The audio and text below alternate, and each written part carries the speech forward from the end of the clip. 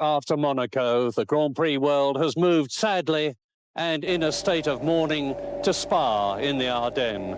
Sadly, because of the tragic death of Elio de Angelis in a testing accident at the Paul Ricard circuit last week.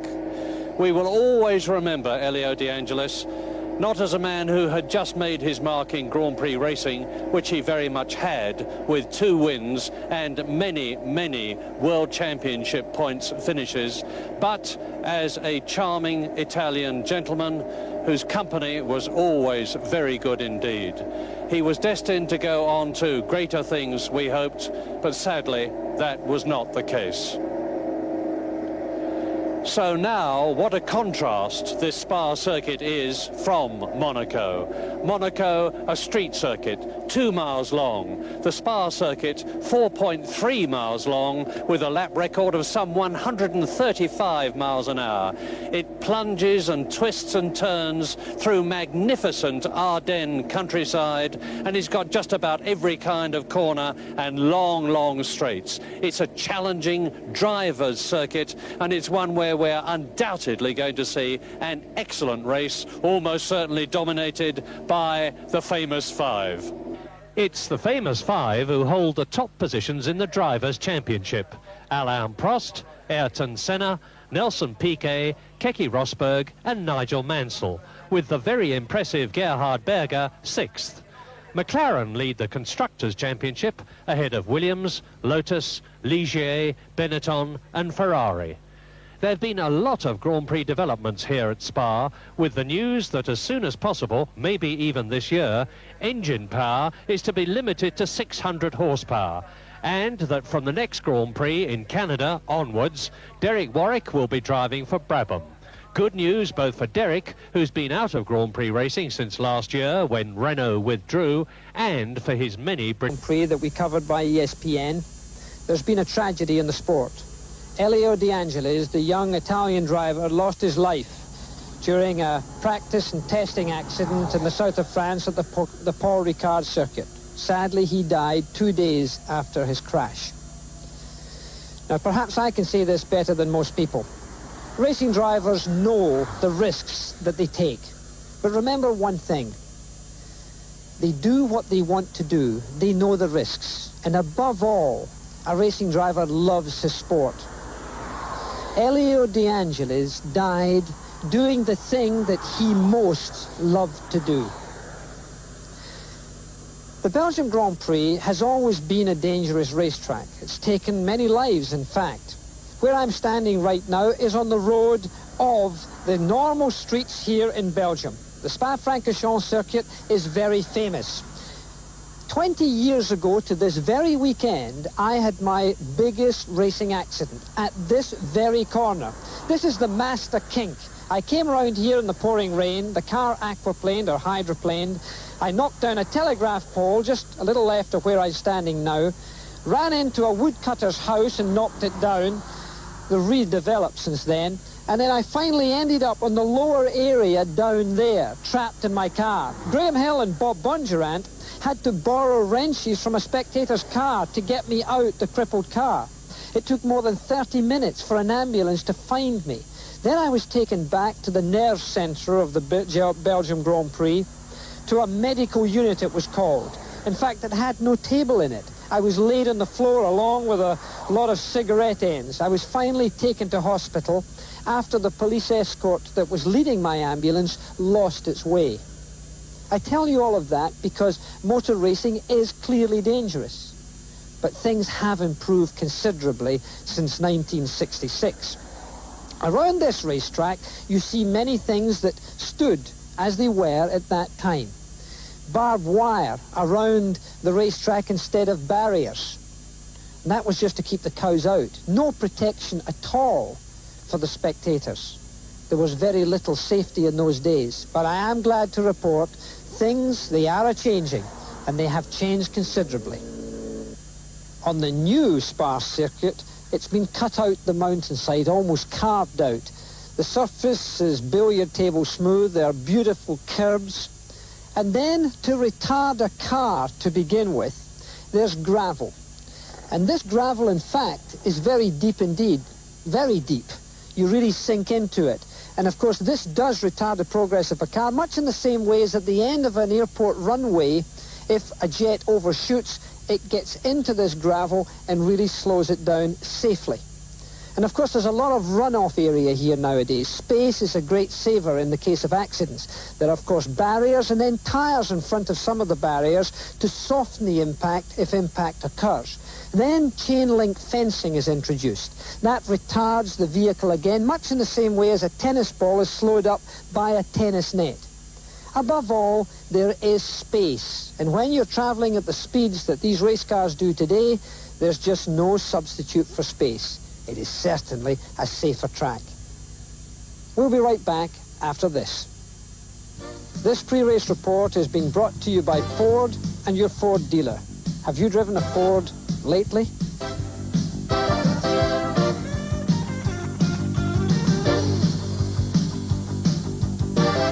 Ticket for every race around the world, it says motor racing is dangerous. Much has been done, however, over the years to make it safer. The cars themselves have got more sophisticated equipment and, of course, they've been constructed in a stronger way. The racetracks themselves have removed a lot of the unnecessary hazards. The driver equipment, that's become better, crash helmets and uniforms. But perhaps the area where most improvement has been shown is that in the area of medicine. There's one man who goes to all of the Grand Prix right now, and he is in charge of all medical facilities and everything that requires any driver injury or looking after a driver's need. That man is Professor Watkins. He's head of neurosurgery at the London Hospital. Things have changed a lot on the medical front in those 20 years. Yes, they have. We've moved in several different directions. I suppose the overpowering change in concept was the rapid response concept, so that we take the medical facilities and the resuscitation facilities to the driver at the scene of the accident. As soon and as quickly as possible, we try to be there within 90 seconds. That's the ideal. Now, you have special vehicles for this. Yes, special vehicles have been developed. They're called rapid response vehicles. They're driven by an experienced race driver. They are manned by teams of doctors and drivers who are used to working together and used to dealing with the sophisticated equipment that they now have on board. And you do have, of course, a great deal of equipment on board. Yes, indeed. Here again, there have been major advances in firefighting, and the sophisticated vehicle such as we're standing by carries a firefighting capability, the driver being, again, an experienced firefighter.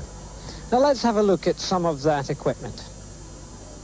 Well, having rendered the situation safe with the use of the fire equipment, if it's necessary, the primary thing then is to make sure that the driver has an adequate airway, so that there is plenty of oxygen and circulation going to the driver's brain and principal organs.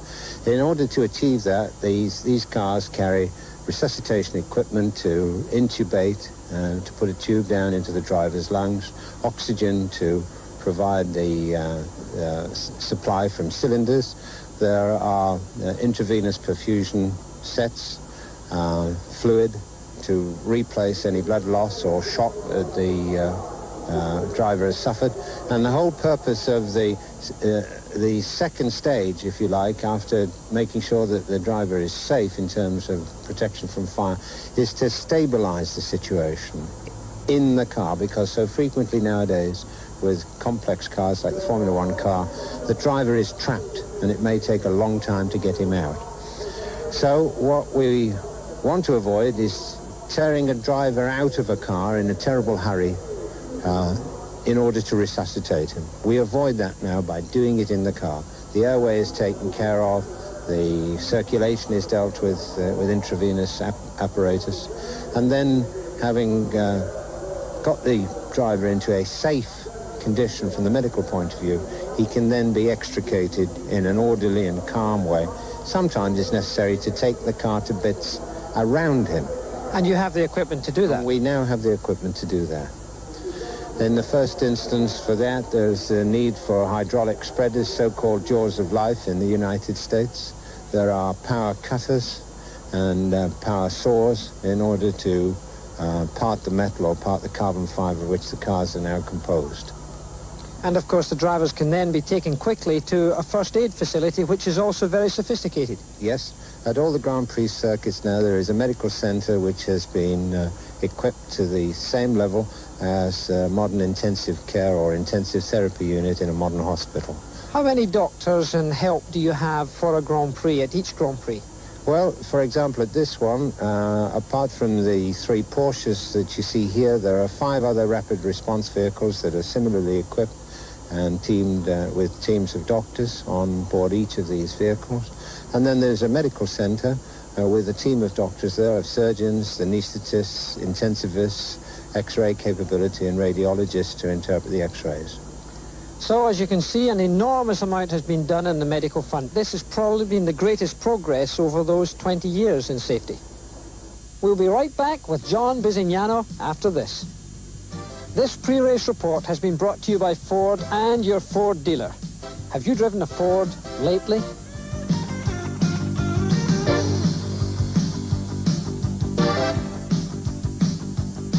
One of the great names in the annals of motor racing history. It's here that titans were created. Names like Nuvolari, Caracciola, Fangio, Stirling Moss. The great Jim Clark here won on 4 successive occasions. It's a racetrack of enormous change in a lot of different ways. It's a racetrack that you bring a T-shirt and an umbrella to, because one minute it can be clear blue skies and warm sunshine, the next torrential rain. The Belgian Grand Prix, working with me in this great event this weekend, John Bisignano. Jackie, I think you put your finger on it when you mentioned the word change, especially the weather. We've been watching the fronts move through here. Virtually every half hour, something different is happening. That causes a problem for the team managers and drivers. Number one, they have to match the car and the tires to the conditions of the circuit. Now, with that, they have to choose both the right compound and the right design. Also, last year, a tremendous battle between Alain Prost, the current world championship, Ayrton Senna, the brave young Brazilian, and of course, this year, Nigel Mansell is looking to get right back in that battle again. Jackie, you said titans. I think we have to bring out the point that Dan Gurney, the American entrant and driver, early days of Formula One, won here in the American-constructed Eagle in 1967 and was robbed of a second victory here at Spa by running out of gas just a few yards from the finishing line. Well, I don't think that's going to happen this time. We don't expect fuel problems here for this Belgian Grand Prix. Now let's have a look at the starting grid. So on pole position, Nelson Piquet of Brazil and the Canon Williams Honda. In second fastest, Berger of Austria driving the Benetton. A remarkable performance to him. He was fastest almost until the last minutes of qualifying yesterday. Third fastest, reigning world champion Alain Prost. Way down in fourth fastest, unusual for him, Ayrton Senna in the JPS Lotus. Fifth is Nigel Mansell in the other Williams car. Theo Fabi makes up the top 6. That's a good order for him. René Arnoux of France is 7th. Keke Rosberg way back in 8th, but he did well in Monte Carlo coming from far back in the grid, so he could do it again. Michele Alboreto in the first Ferrari is 9th fastest. Patrick Tambay makes up the top 10, and the Ford Engine's American Haas entered Lola. Stefan Johansson, Martin Brundle in the Data General car is 12th fastest. 13th, lucky for some, unlucky for others, Johnny Dumfries in the JPS. Then we have Terry Boutsen, Riccardo Patrese, Alan Jones is 16th fastest, Jack Lafitte, Philip Streff, De Cesaris, Jonathan Palmer is 20th, Mark Surer 21st, Nannini of Italy, Rothengat of Holland is 23rd, Genzani is 24th, and making up the grid on 25th position, Christian Danner. We'll be right back for the start of the race after this. The Belgian Grand Prix is being brought to you by BF Goodrich TA Radios. Built for you to take on the road. By Budweiser. Beechwood aged for that clean, crisp taste.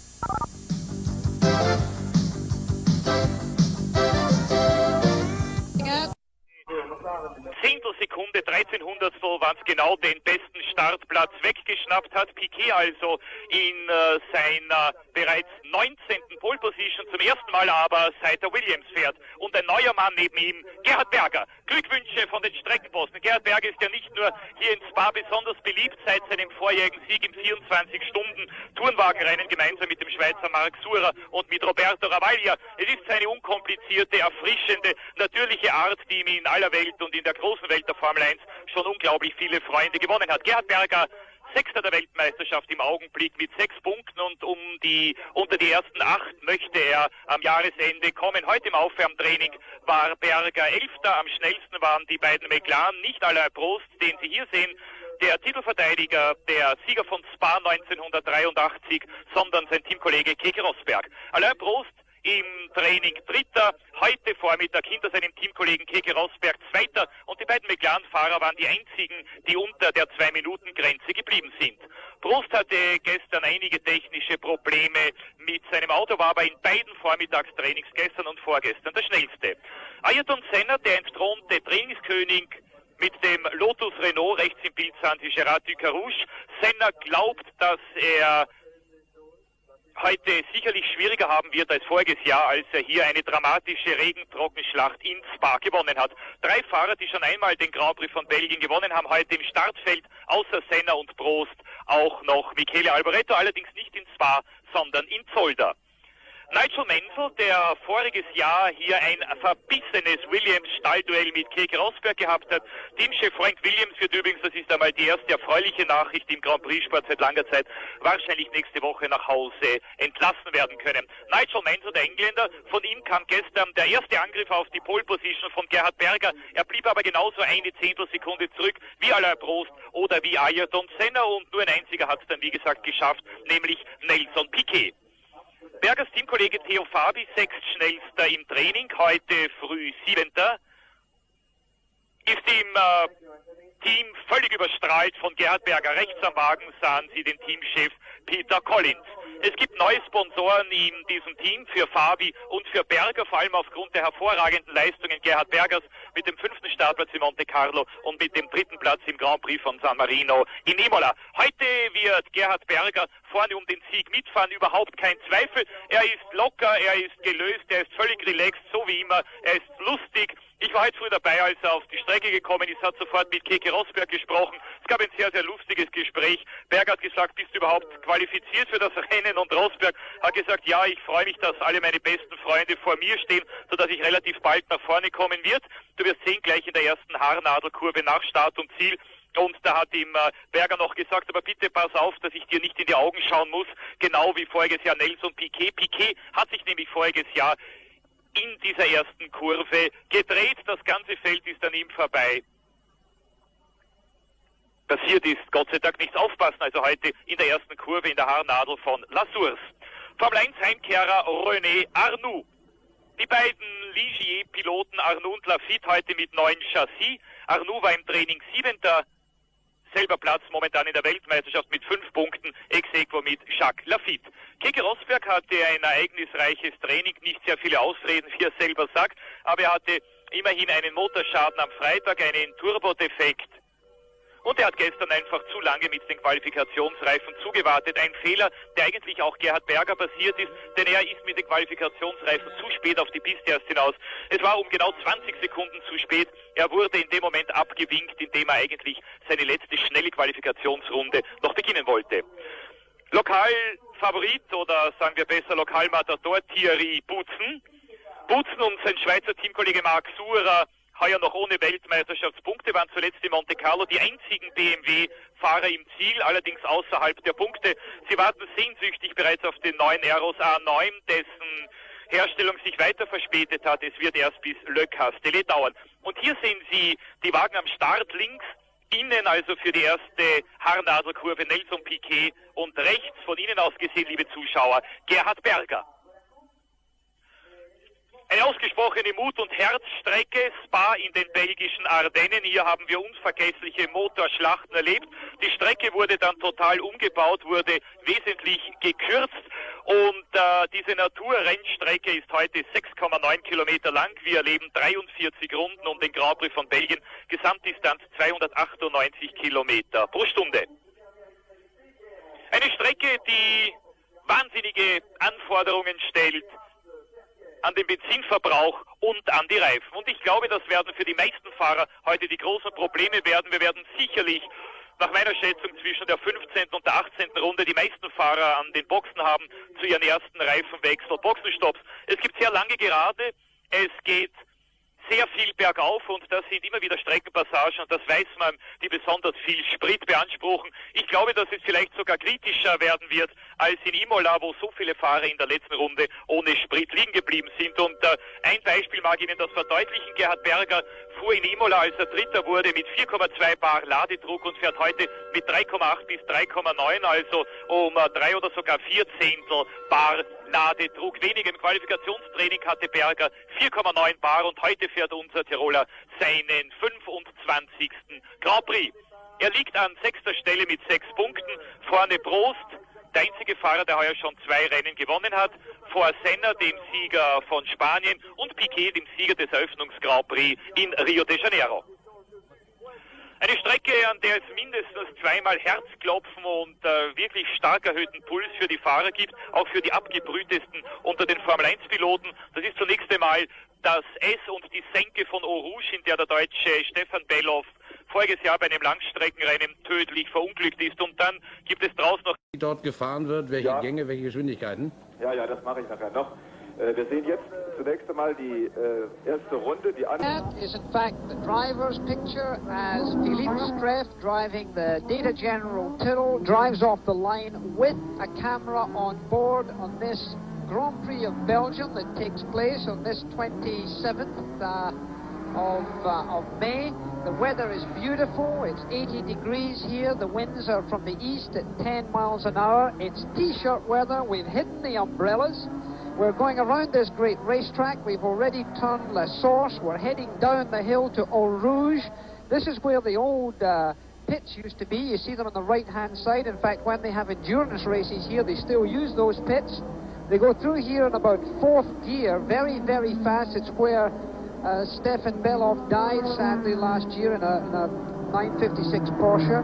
And now they head up, as we look down from our helicopter, to the fastest part of the racetrack. They will reach speeds of just on top of 200 miles an hour. They did that in practice, probably a little slower in the race, to about 191 before braking. And you see the car of Alan Jones, the American entered Haas with the Ford engine, warming its tyres up as the cars file through in preparation for this 43-lap race. Now, John Bisignano, as you know, is working with me in this show. The great sensation in qualifying and practice was Gerhard Berger. Exactly, Jackie. A young Austrian driver, following in the footsteps of hopefully Jochen Rindt and Niki Lauda, only aged 26. Gerhard Berger surprised everyone by taking the Toleman to the 2nd pole position ever for that team, and has done a very good job on setting the pole on Saturday. Now, very late, correction, setting the pole on Friday. Very late on Saturday, that was just holding up all the way through that session, and in the last few minutes, Nelson Piquet came along and took it away from him. Unfortunately, the whole team was a bit dismayed at that, but certainly they're looking for some very good performance out of the Toleman team with their young Austrian driver. Well, if he had held the pole position, he would have been the first Austrian since Niki Lauda, and before that, Jochen Rindt ever to hold a pole position. And you still see Philippe Streff going round here, the flame coming out the car in front of him, which is the car of Patrese, with the only Brabham entered. You know, the sad loss of Elio de Angelis during that testing accident of the Paul Ricard circuit has left the Brabham only with one car for this race. Derek Warwick has been chosen to be the new driver who will start racing in Montreal. And there you see Streff now beginning to warm his tyres up. That's why he's turning the steering wheel in that way, to get the temperatures right back up.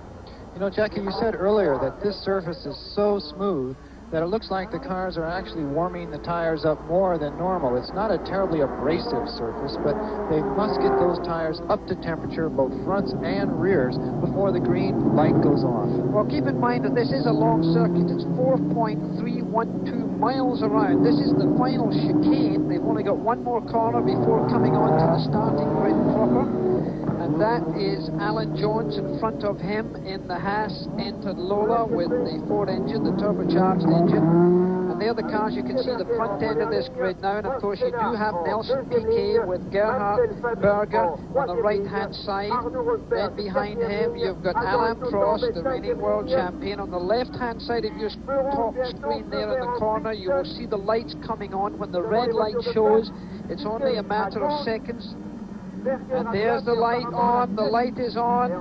Any second now we're going to see the start, and they're off. And Piquet makes a clean start. He's right away. Look at them on the outside there. That's Keke Rosberg on the outside. And Belloff punches Senna on the way round. Prost has been bumped as well. It's a traffic jam in Mansell, and Berger is out, and Prost is out. And so is Fabi. Fabi's kept his engine running. There's a wheel off of Alain Jones's car. Berger's getting started. That was Senna that seemed to start that, and leading the race away there is the past world champion Nelson Piquet from Senna, and they've got a clear lead now. Alain Prost has been taken out. Whether the engine is restarted or not, I don't know. It's unusual, Jackie. The speeds there are so low. Here we see a couple of cars getting away. That is Prost. He has a broken wing. He's going to have to stop for that. It's going to be a lengthy stop to change that. Nelson Piquet taking the pole position. Jackie, the cars were going still accelerating maybe up to 80, 90 miles an hour, but it was a slow first corner. I would think it was unusual to have that much damage done in the first corner. Last year, Piquet spun there and the whole field missed it. Well, it was because simply a traffic jam. I think that's the car of Alain Jones. It does look like the American Haas-entered car as it is pushed away by the marshals to try and get it out of harm's way. They're aware that if they had another incident in that corner, a vehicle like that could be a serious problem for a driver. Clay Regazzoni is paralysed today because he ran in behind a stationary car at Long Beach a long time ago. So the television company are giving us a long shot of this, and there you see the car again as they come round. So this is a replay of the accident. That's Martin Brundle in the Data General car pulling away. Streff got through without any damage. You can see the turbo lag there was a little slow to come in as he went down there, and that is a replay of what happened on this very first lap. Nelson Piquet, in the meantime, has drawn a commanding lead as he comes round towards the end of this first lap with Ayrton Senna, who it seemed to me caused that commotion by, there was a bumping match that went on, and Alain Prost trying to get in the inside, rose up the curb on the inside, and I think the problem came to as they come to the end of this very first lap. Nelson Piquet comes across, Ayrton Senna, and then Nigel Mansell comes through, and it looks like Alboreto and the Ferrari. It looks like Alboreto. Then it's Johnny de Vries, and then one of the. That was actually Alain Jones on the track. So Patrick Tambay was the one who unfortunately lost a corner there on the very first corner. And there you see the USF&G Arrow car there as we replay once again this incident. And you see the red car at the front there looks like it must have been Patrick Tambay's car, and yet no, I think it was Jones that got through, and in fact Tambay was the one that hit. We tried to read that again. That's Tambay there. Off, and there you going see off. Tambay's on the left-hand side. He has the blue helmet. Alain Jones has a white helmet. So that certainly was, and there's Berger in the pits after being second fastest. Alain Prost in the pits also getting the front wing change. They're having trouble getting the Zeus fasteners undone. You can see the new nose cone awaiting this very efficient tag McLaren team. You know, Jackie, I think Prost actually did that damage on the guardrail. He was certainly pushed all the way up against the guardrail, and he must have made contact on that side with the Armco itself. Well, that certainly looked like it was. It was a very tough traffic jam, and that often happens where a slow corner is immediately after the start. There is such congestion on the racetrack that cars do come together. Alain Prost rejoins the race more than one lap behind. So, and there, coming out of the pits now, accelerating hard, is one of the drivers who we expected. In fact, I chose to win this race, so that's my little lottery go down the drain. Well, now, wait a minute, Jackie. Prost has a great recovery powers, but still, this might be too much for him today. Nelson Piquet coming through the chicane. And he is almost now catching up on Alain Prost, which would mean 2 laps. So I think around this 4 and a bit mile circuit, it would just be too much to ask. Twice world champion, Nelson Piquet, the man on pole position, is leading this Grand Prix of Belgium this Sunday of Memorial Weekend. We'll be right back after this. Und hier geht's weiter. Nigel Mansell in Rouge vorbei an Ayrton Senna, nimmt ihm sehr viel Boden ab. Hier ist Senna jetzt auf Position 3 und dahinter schon Stefan Johansson auf seinem Ferrari.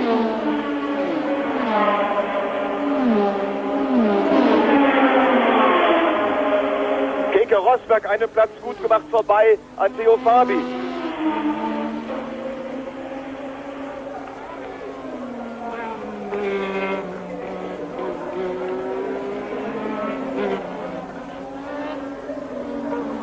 Ja, leider bleibt die Kamera immer auf dem Spitzenreiter. Schon gestern beim Formel 3000 Rennen war es ähnlich, sodass wir kaum verfolgen konnten, was mit dem Hinterfeld passiert.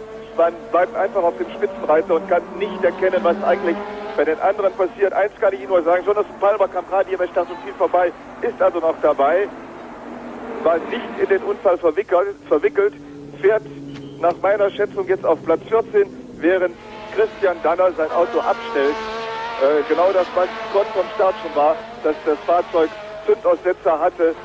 It does seem clear now that Alain Prost was pushed off to the right-hand side of the racetrack and came in contact with the barrier, and that's what seems to have damaged the front wing. Berger has also been in the pits getting himself cleaned up. His front wing and front end was damaged. Alan Jones, incidentally, is still in the race. It was Patrick Tambay in the Haas-Enton car that was damaged. So therefore, that was the problem that we recognised. It was a great melee there. It was rather difficult to see all of that. The car that we're now looking at is clearly Nelson Piquet, followed now by his own teammate. There's Senna up there. So we've got Piquet, Senna, Mansell, Johansson. And in fact, Mansell has now potentially passed Senna. So we've got Piquet, Mansell, Senna, Johansson. I thought it was Alboreto what was up there, but in fact Johansson. Then Johnny Dumfries, Jacques Lafitte is up there. Alan Jones is up into 7th position. There you see he's into 6th position right now. You see the leaderboard up there. Well, a great deal of confusion when that actually happens, because everyone was looking forward to a very tight leading bunch, and when that happens, it gives the people who got out of the trouble a chance to get away, a chance to go ahead and drive clearly. They don't have to be watching their mirrors. They can concentrate on getting maximum grip down and actually pulling away from that pack, and that is exactly what two-time world champion Nelson Piquet did. He's taking terrible advantage of this, but the people are catching him up. Well, the one we've got to look at, also perhaps catching up, is Keke Rosberg, because Rosberg, in fact, could be in this race at the end of the race. And we have the car you saw in there is the only Belgium in the racetrack right now, and that's Terry Boutsen. He's the third car in your picture as they turn around there. He's driving the USF&G Arrow. That's him right now, obviously being well covered by the Belgium television network here. Of course, we are in Belgium for this Grand Prix. It's his home race, so he's the hometown boy. Everybody's paying a great deal of attention to him today. You could hardly get around the Barclay USF&G motorhome today with all the Belgians there trying to wish him a bit of good luck, and he certainly got some good luck just in the first corner of the very first lap. He did make it through there clearly, as you saw by this camera car, now live coming from the circuit, up to speed. This is one of the fastest parts of the circuit, 200 miles an hour here. The little gauge you see through the steering wheel is the boost pressure gauge, that going up and down. The tank is to the left of that. There you see the leading cars coming into the source. That's Stefan Johansson. Johansson, very talented Swedish driver. The sparks coming out of the car is that it's fully under load. That's the problem at the beginning of the race. Those are titanium skid pads that they've got on that car to stop it from hitting the bottom of the road. That's important to stop it being rubbed away. The order, as we said, is Nelson Piquet, Nigel Mansell, Ayrton Senna, Stefan Johansson in the 4th, Johnny Dumfries in 5th, Alan Jones in 6th, Jacques Lafitte, he's in 7th position, and Terry Boutsen's up to 8th, the local boy. Then Michele Alboreto's 9th. The top 10 is made up by Martin Brundle in the Data General car, immediately followed by our camera car, Philip Streff. That's a very good position for them, but we could see things developing as we go along here. Jacques Lafitte up there in 7th position. Arnoux is due to catch up. I think he had a poor start. So is Keke Rosberg coming from behind. Look at Nelson Piquet there, Jackie. He's just not certainly cruising along, but he has to gives full concentration to what's going on in front of him. Here's the West car of Jonathan Palmer, Dr. Jonathan Palmer, a full MD in the pits. Certainly, he had some trouble in the warm-up. At the warm-up this morning, his battery went flat. They were glad that it happened because to have that happen during the race, that's what warm-ups are for, is they had to rule things go wrong. But possibly another flat battery, or they were certainly working on the back of the car, not simply just a routine stop. Nelson Piquet coming through the S's against the Ardennes forest, actually coming up on some back markers now. Incidentally, Ginzani is also out. He has dropped out of this event, and then you see a slow back marker there as Nelson Piquet goes through this chicane, which is taken in second gear, accelerates out towards the pits, across the start-finish line there and the grid. Down into first gear for this very slow corner, only about 30 miles an hour. Now the gap is lengthened, and it does seem to me that Mansell missing from this? There he is. He's certainly slowed down there. Both the Ferrari and the Lotus has gone past Mansell. There's Johnny Dumfries coming through. Alan Jones, the second Ferrari of Alboreto. DJ following up there, but Mansell may have made a mistake. Jackie may have missed a gear or had a slight spin of some time, but he's lost 2 positions. As they wind their way down to out of La Source, down to Eau Rouge, very fast one. You see the cars gouging into the road surface there as they go through. Very fast part of the circuit. They're in 5th gear. They engage 6th gear just as they go out of that. Then they reach the fastest part of the circuit up to about 191 miles an hour. The Ferrari catching up there, and the Ferrari attempting to go through there from the high helicopter shot. Nelson Piquet in the meantime winding his way through. He's down into a left-hand bend that he takes in 4th gear, accelerating out of that into 6th gear, fast down there, then down into 3rd gear, still in 3rd gear, comes out of this, accelerating into 4th gear, back down into 3rd gear for this now in a 6-speed gearbox. We're trying to get some sort of report on why Nigel Mansell is slowing. We'll give that to you as soon as we get the information. Accelerating hard again, where there was about 850 to 900 horsepower up to 6th gear. An amazing performance from those engines now again as we go back to the camera on board Philippe Stress car. See the driver's hands working hard there. It's a fantastic angle of that shot, isn't it, Jack? You can see him change gear. Now, that's one of the problems of an in-car camera, is that keeping the lens clear. But where did that water come from, Jackie? Well, I don't know whether that's water to clean the lens or whether it's distortion, but there's a lot of bugs in the lens, that's for sure, because it's in the airstream. Maybe that was a cleaning solution. That could easily have been. Nobody told us about that one. Jackie, you can see how much he's working the wheel. Now, is he turning the wheel to correct that, or is he receiving the vibrations up through the steering rack? Why is the wheel being seesawed back and forth so much? Obviously, he's going through the chicane there, but even down the straightaway, he's constantly just tiny adjustments, or is that absorption from the surface of the car? That's the kickback from the steering wheel itself through the suspension of the car. There's a lot of movement for a driver. Upper arm strength from a driver is very heavy. You look at any race driver, they're well developed, their upper bodies, and it's because it's almost a complete isometric sort of exercise the whole time.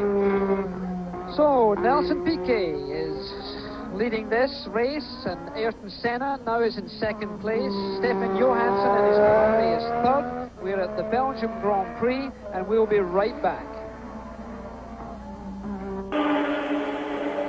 Rottengatter hat einen Platz gut gemacht, ist vorbei, und also Sandro Nannini fährt jetzt auf Platz 16, und der Rottengatter sagte so 10 Minuten vor dem Start, ich wünsche mir nur eins, dass ich endlich mal die Zielpfahle sehe. Im letzten Jahr konnte er sich hier auf dem Mosella, ich glaube auf dem 17. Platz, übers Ziel retten, während er sogar einen 4. Platz in Australien im letzten Jahr rausfahren konnte.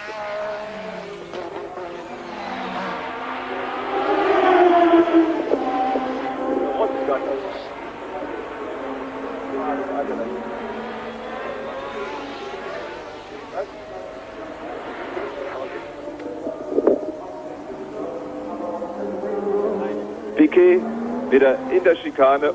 Oh, da steht auf der Straße, das ist der Wagen von Keke Rosberg. Öl. Deutlich kann man sehen, dass der Wagen Motor wahrscheinlich. Well, we're looking at the car of Keke Rosberg that's been pulled off the track. He's in trouble. He's on the escape road at the top of the hill. It looks like a major engine failure. Keke Rosberg is no longer in the office. He's stepped out of the car.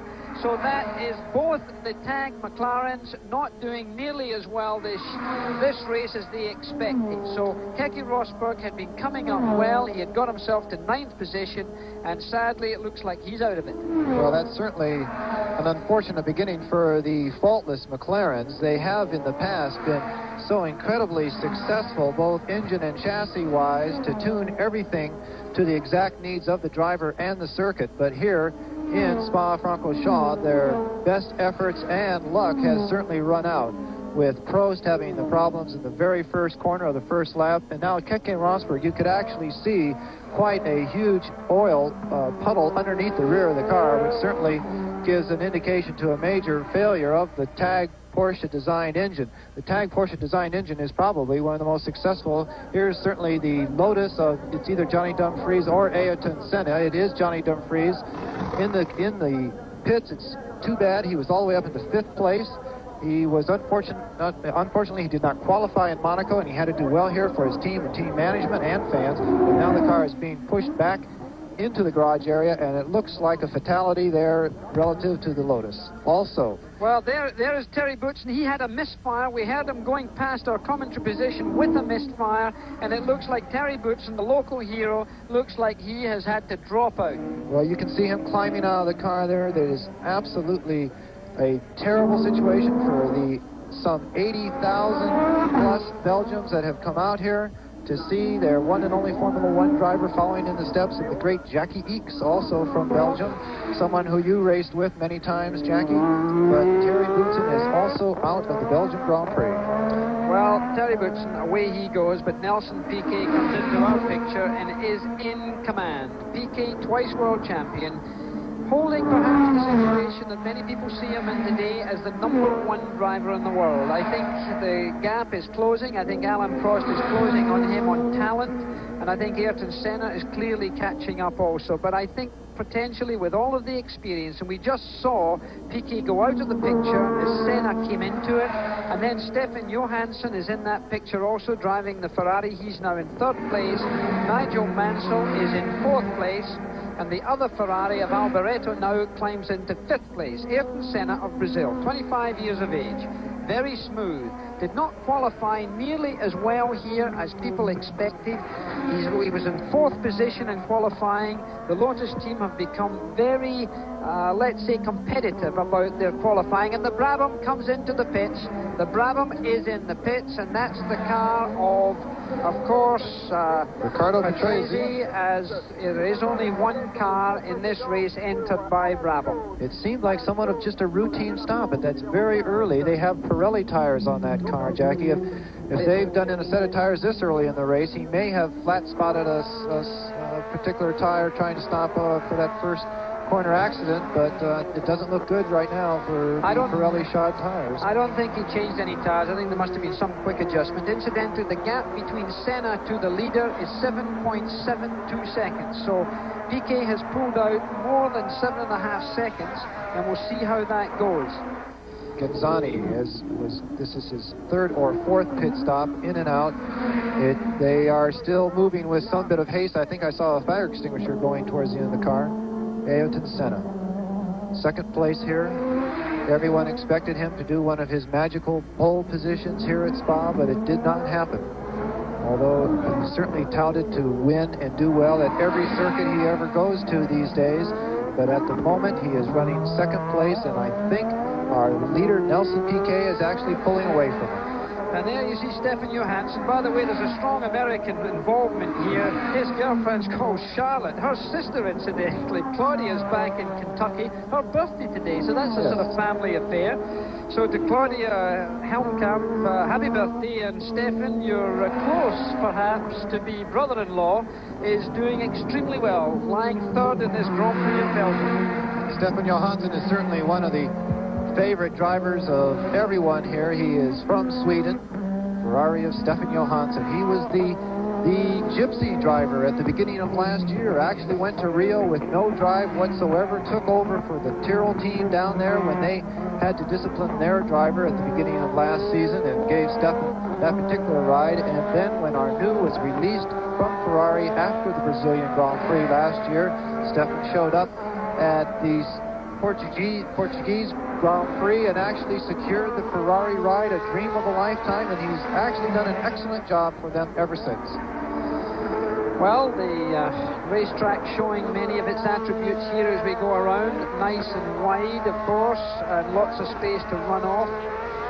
The safety piece that we did earlier demonstrated that. Incidentally, talking about safety, the Indianapolis 500, of course, is being run later today. There was an incident and an accident in the carburation day on Thursday, quite a melee involving an accident, a coming together between Dennis Firestone and Roberto Morero's car came in contact, and in fact George Schneider, who was motoring down innocently through pit lane, was suddenly smacked, and it's affected a great deal there. He's had to drive a backup car. I'm glad he's still in the race because it's his second. He is the second oftenest qualifier in Indianapolis, only second to A.J. Foyt. What a great statistic. And Dick Simon, incidentally, will be the oldest driver ever to start the Indy 500. He's starting now because Dennis Firestone's car was too badly damaged, so he is in fact going to take over that entry.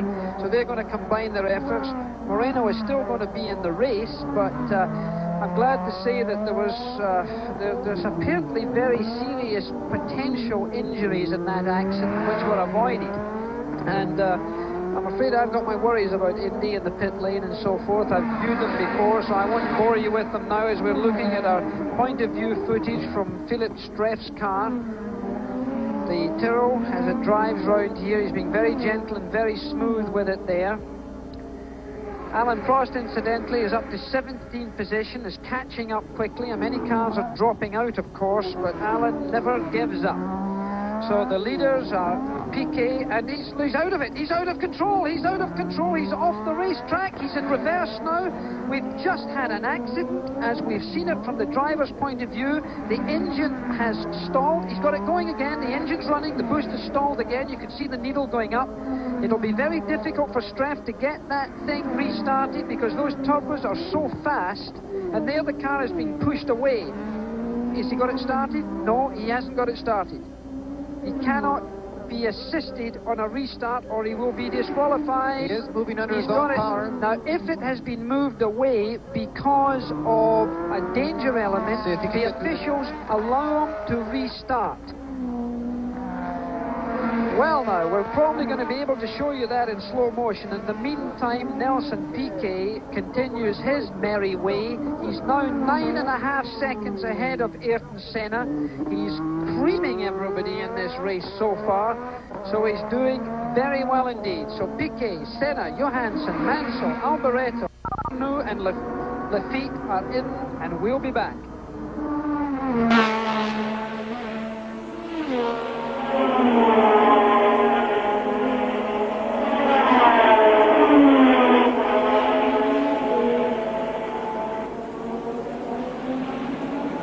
Palmer ist bei uns hier noch nicht mehr vorbeigekommen. Ich vermute also, dass am Fahrzeug immer noch gearbeitet wird, während Huub Rottengatter sich bereits auf Platz 12 vorgearbeitet hat.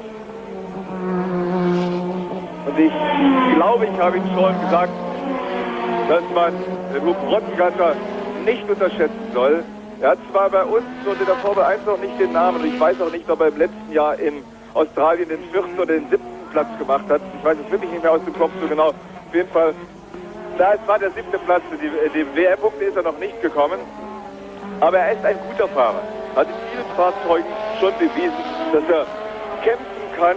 Und ich glaube, das will er jetzt hier auch unter Beweis stellen. Obwohl natürlich der Vergleich zu Palmer, zu dem anderen Sackspiel, nicht mehr zählt. Denn der Wagen ist an der Box und wird derzeit auf dem 19. Platz bei uns notiert. Vielleicht kommt er hier vorbei.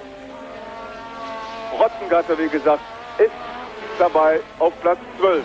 Und für einer der Spitzen, Nelson Piquet, vor Senna, Johansson, Mansell, Alboreto, Arnoux, Lafitte, Brandl, Fabi, Jones, De Cesare ist dann Rottengatter, Sura, Manini, Patrese, Alain Prost jetzt auf Platz 17. Und er hat genau in dem Moment wieder einen Platz gut gemacht. Vorgerückt jetzt Alain Prost auf Platz 16. 1 Minute und 40 Sekunden hinter dem Spitzenreiter, hinter Nelson Piquet. Und Mansell ist jetzt im Windschatten von Stefan Johansson. Aus der La Source wird jetzt voll beschleunigt. 3., 4., 5. Gang, das ist die... And we are back looking at the battle that's taking place now, and that battle is between Stefan Johansson and Nigel Mansell in the teammate car of Nelson Piquet, who is still leading this race. Let's have a just look after 10 laps. The leaderboard is Nelson Piquet, Ayrton Senna, Stefan Johansson, Nigel Mansell. That's the battle you're looking at right now. Michele Alboreto is following there. Then there's René Arnoux and Jacques Lafitte, their teammates. Martin Brundle is up to 8th position on the USF&G, on the Data General Tyrrell. Then there's Theo Fabi in the Benetton, and Alan Jones, incidentally, in the Haas entered Ford engine Lola, is up in the top 10. This is a real good battle now, and this is the battle for 3rd and 4th place. The Ferraris have not done well this year so far. They've had a lot of trouble, and I think everyone would like to see them doing well. And there is Streff's car in the pits. That's the car that you spun off. The camera you can see on the left-hand side of his helmet coming towards us. That's the white blob there. It's on his right, in fact, but it was left of our picture. Back to Stefan Johansson here in the Ferrari. We have to make note again that Nigel Mansell was actually up into 2nd place, giving the Williams cars a 1 and 2 position here in the early parts of the race.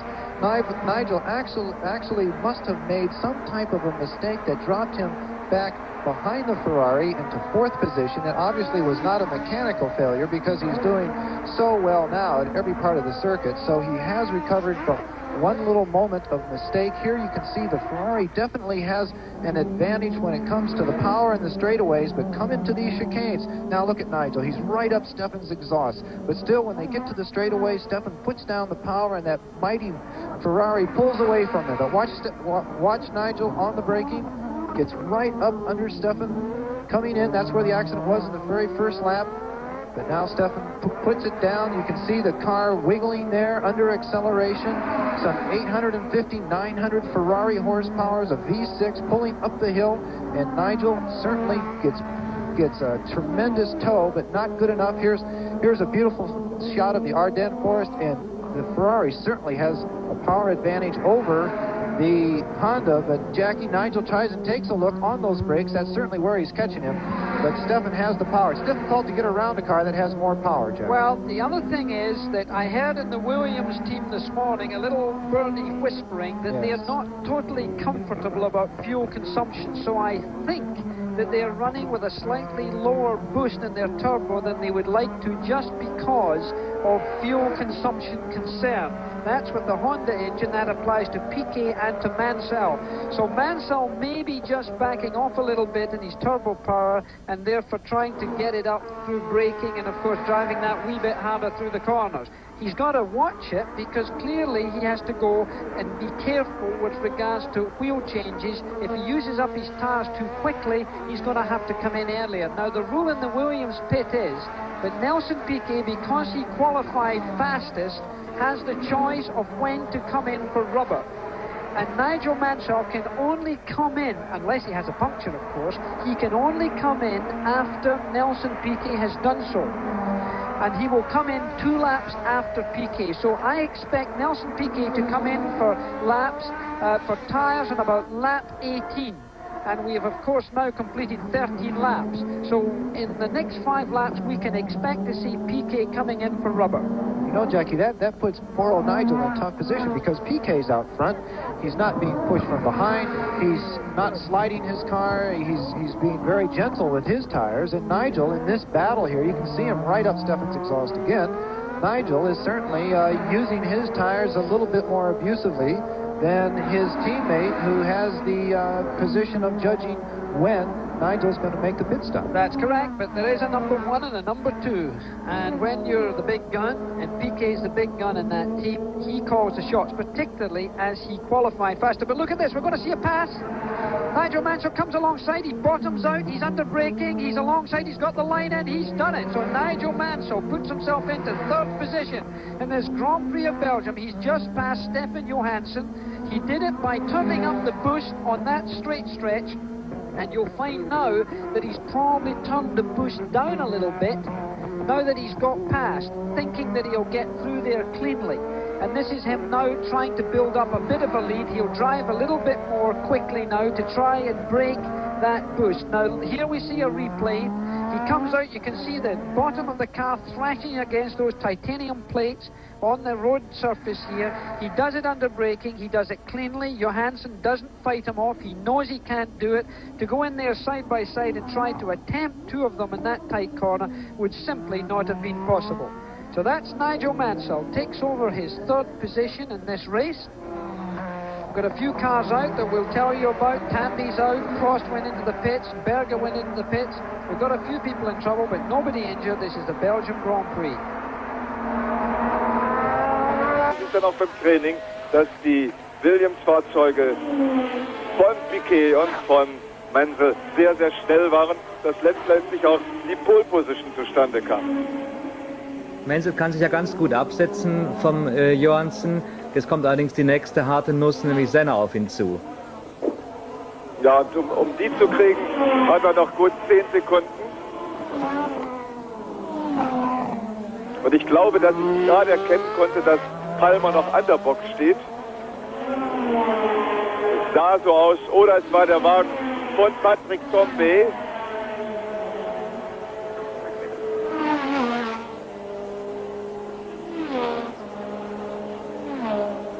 Willi, das Rennen ist jetzt eine gute halbe Stunde alt. Wie wäre es, wenn wir eine kleine Telefonrunde jetzt einlegen?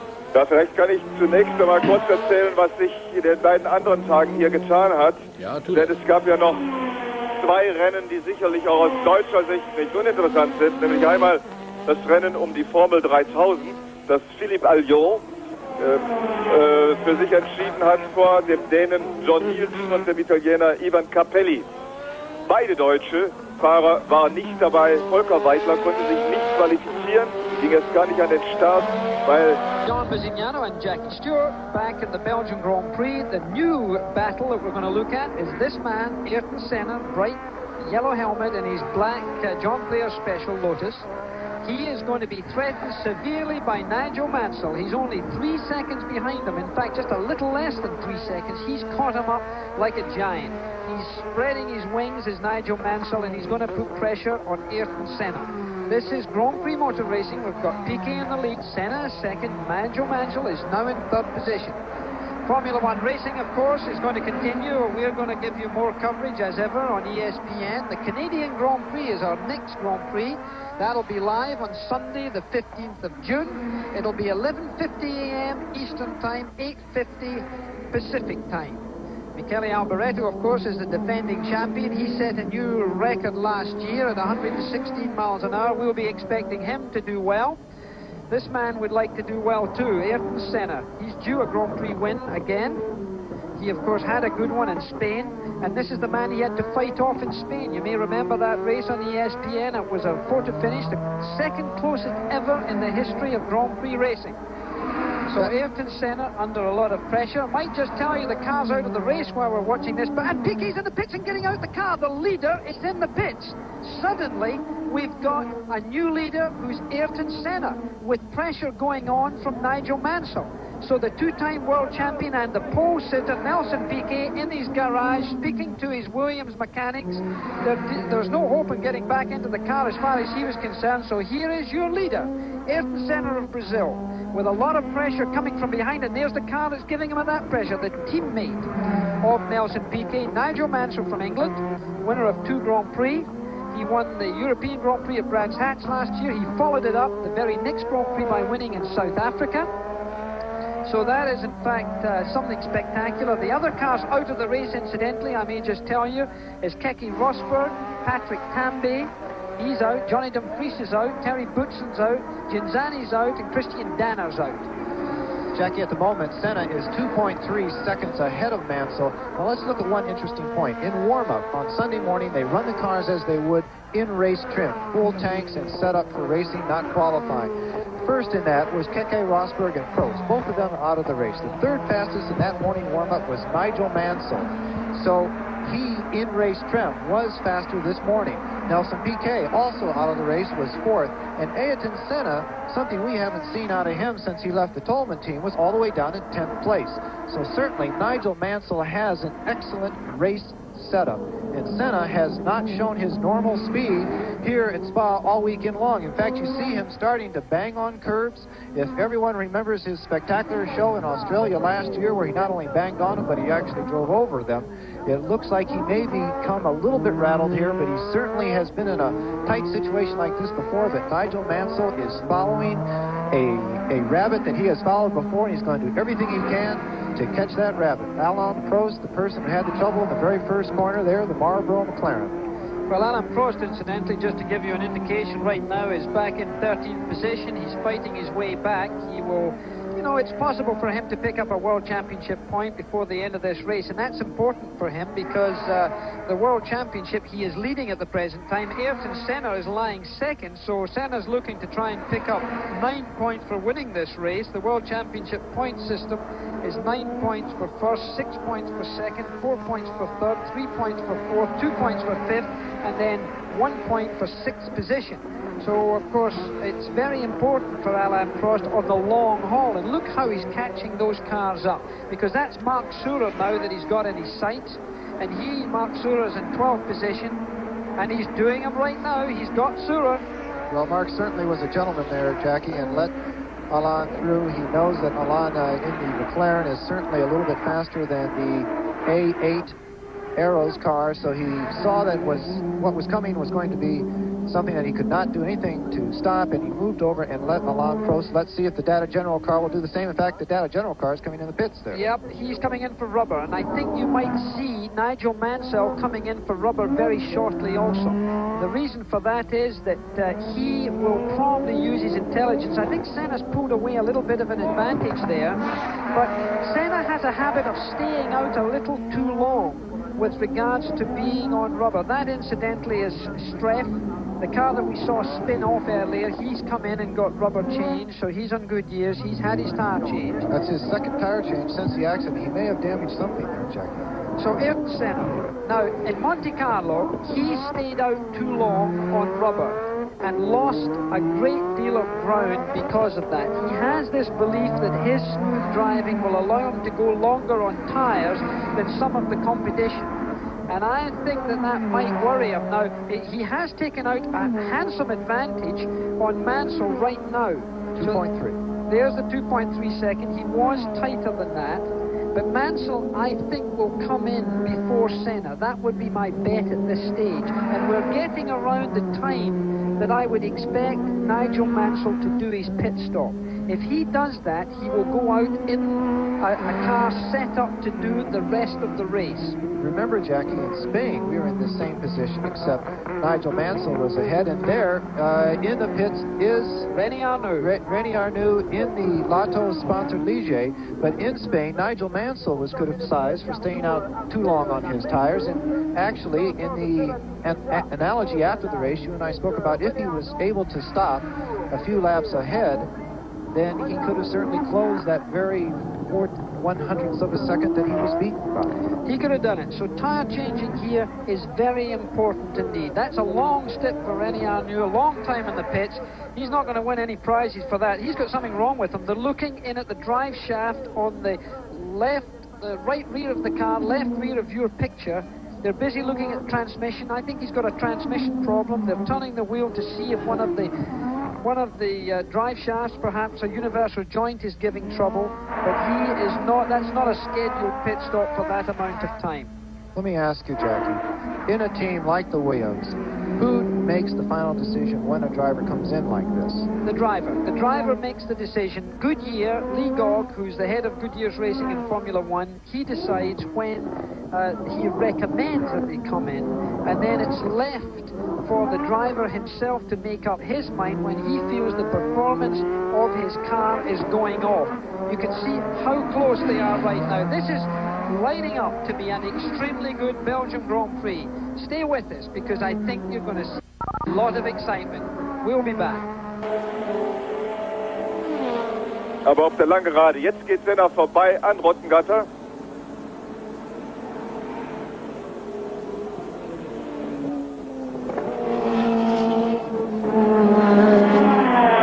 Ja, Terry Bunsen hat das gleiche Problem mit seinem Wagen wie Christian Danner schon vorher. Fehlzündungen bei hohen Drehzahlen. Und das bedeutet eigentlich, wenn man das weiterfährt, dass früher oder später der Motor sowieso hinüber ist. Also kann man sich die Kosten sparen, stellt das Fahrzeug entsprechend früher ab.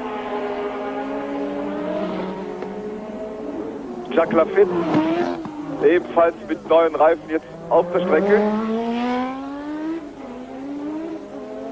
Und das war Theo Fabi oder Gerhard Berger, der aus der La Source kam. Das müsste Gerhard Berger sein. Nein, Theo Fabi. Das war Theo Fabi. Theo Fabi, der sich auf den 8. Platz vorgearbeitet hat.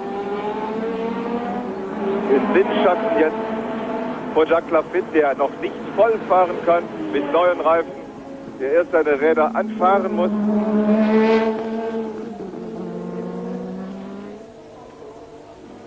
Aber an dieser Stelle gibt es natürlich auch keine Möglichkeit für Fabi an Lafitte vorbeizukommen, während es wiederum für Lafitte nicht schwierig ist, auf der Geraden auch mit neuen Rädern schnell zu sein.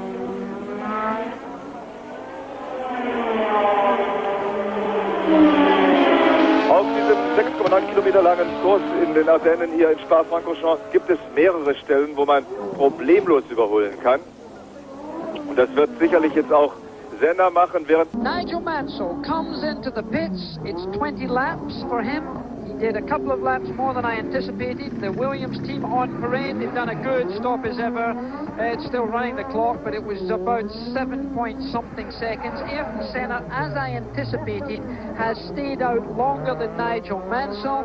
Incidentally, the lead was down to less than 2 seconds before he came into the pits, so he will have to now play catch-up. Now, Senna is going to stay out for how long, who knows, but he's not going to do the full distance. Incidentally, a little update on a young man called Alain Prost. You saw him at the back of the field on the very first lap with the first lap incident on the first corner. Martin Brundle, incidentally, is now in the pits. Alain Prost is up to 9th position, and in fact, by the fact that Brundle has stopped right now, he probably has gone ahead of him. He has. So Martin Brundle leaves the pits, and Alain Prost is up to 9. Be careful, Prost is going to pick up World Championship points in this race. He's a goer. Let's see if Ayrton Senna does come into the pits this time. I noticed during that break that he actually stayed behind Strife for 2 laps. So Strife was on new tires, and Ayrton is on these troubled or beginning to become troubled tires. So there was a good example of what new rubber can do when Ayrton Senna took 2 laps to get behind Strife. There's the Benetton car of Fabi in the pits. They're doing something to the rear wing there. Yeah, it's a bit loose, but they must be tight enough.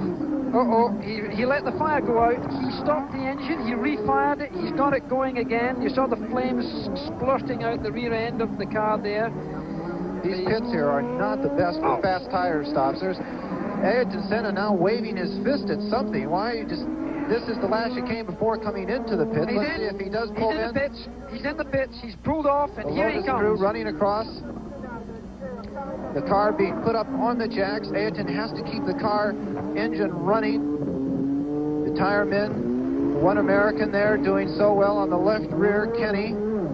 Bob Dance putting him out and looked like quite an efficient stop, but still, let's see where Nigel Mansell comes up on all this now. I don't think he... right there, Nigel Mansell went around Ayrton Senna. Right now, Nigel Mansell is leading the Belgian Grand Prix. So we have a leader on the track, and in fact, right on the button is Nigel Mansell. He's put our little show together very well. Nigel Mansell and Ayrton Senna, they can see each other very clearly. And there they go into the fastest part of the racetrack. There still to appear is Ayrton Senna, the long straight, braking heavily from 6th to 3rd gear. And these are the gear changes that Nigel gave me this morning. He's in 3rd gear right now. He's up into 4th gear. Down into second gear. This is a slow corner for him. He's in second gear right now. He's up into third. Accelerating to fourth and fifth. We had the opportunity, John spoke to Nigel Mansell earlier on today. Some of his comments. We had a great battle last year here with Prost, and that was exciting to everyone. Are you looking forward to the two of you going at it again? Yeah, you know, it was, I mean, Ayrton won the race, and we had a good battle with Ayrton, myself and Alain, and I think Nelson, myself, and those two, and maybe one other, will be fighting for the front. The Honda powered on these long straightaways. Are you equally as powerful as the other cars?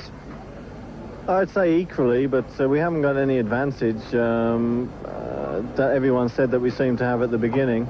If you look at the straight line speeds, the BMW are by far the quickest down the straight. It's just a question what boost people can run in the race, because it's going to be very close on fuel again, and really we'll get the story on warm-up on Sunday, not even tomorrow. A thoughtful Nigel Mansell as he conducts his race around here, drawing out a considerable lead. Keep in mind that he had one more lap on Ayrton Senna, so the tyres were up to temperature.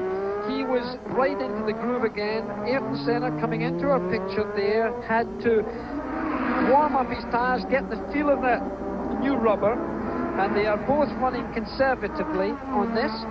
So look at the speed of that car going over that hill. That is a fifth gear corner. They're very fast indeed. A different line, incidentally, through that corner for Senna. And there you see high from the helicopter. There's the Goodyear blimp here and the helicopter getting sky shots. Large crowd of Belgians turned out for this race in ideal conditions in the Ardennes Mountains. This race is celebrating its 65th birthday this weekend. The Belgian Grand Prix started in 1921 around the big Francorchamps circuit. Very large in comparison. This is only a 6.9 kilometer racetrack. The old one was 14 kilometers. It was about an 8-mile racetrack, 8 miles and a bit. It was a tiger, I tell you. I tell you, looking back on some of those great battles here at the Spa track, you mentioned earlier Dan Gurney celebrated the American win here in the American-built Eagle as Stefan Johansson is closing on the Data General car, the camera car. Here we have a leaderboard. It certainly shows Stefan Johansson leading at this point. Could this be Stefan Johansson? He has not come in for tires yet, gentlemen. Stefan Johansson, we have just shown a leaderboard by the Belgian TV putting Stefan Johansson in the lead. The people with the computers do not have it that way, but it's certainly an interesting leaderboard there. Going back, Stefan Johansson coming through the chicane. Let's see if he goes in the pits. This is the chicane just before the pits. He looks like he's slowing down, and he does take it into the pits. The Ferraris are quite at the far end of the pits, so he has to come to a quick stop and accelerate somewhat slowly out of the pits with a little bit of caution. Ferrari not known for explicit pit stops, but they've got a good one going here, 7.7 seconds. I think that's one of the best Ferrari pit stops I've ever seen. Well, Ferrari in the past used to be laughed at because they all got a little excited and everybody thought it was a sort of Japanese fire drill, but nowadays they've got very slick indeed. And in fact, Ferrari are very clean. They've got a lot of experience. So Stefan Johansson joins the track again, but this is the man that we're looking at there, and that is Nigel Mansell, car number 5 with the Honda engine. And we've got a man now who has to keep a cool head. His teammate Nelson Piquet, the earlier leader, stopped and got out of the office for the day. Our leader is Nigel Mansell, and we'll be back.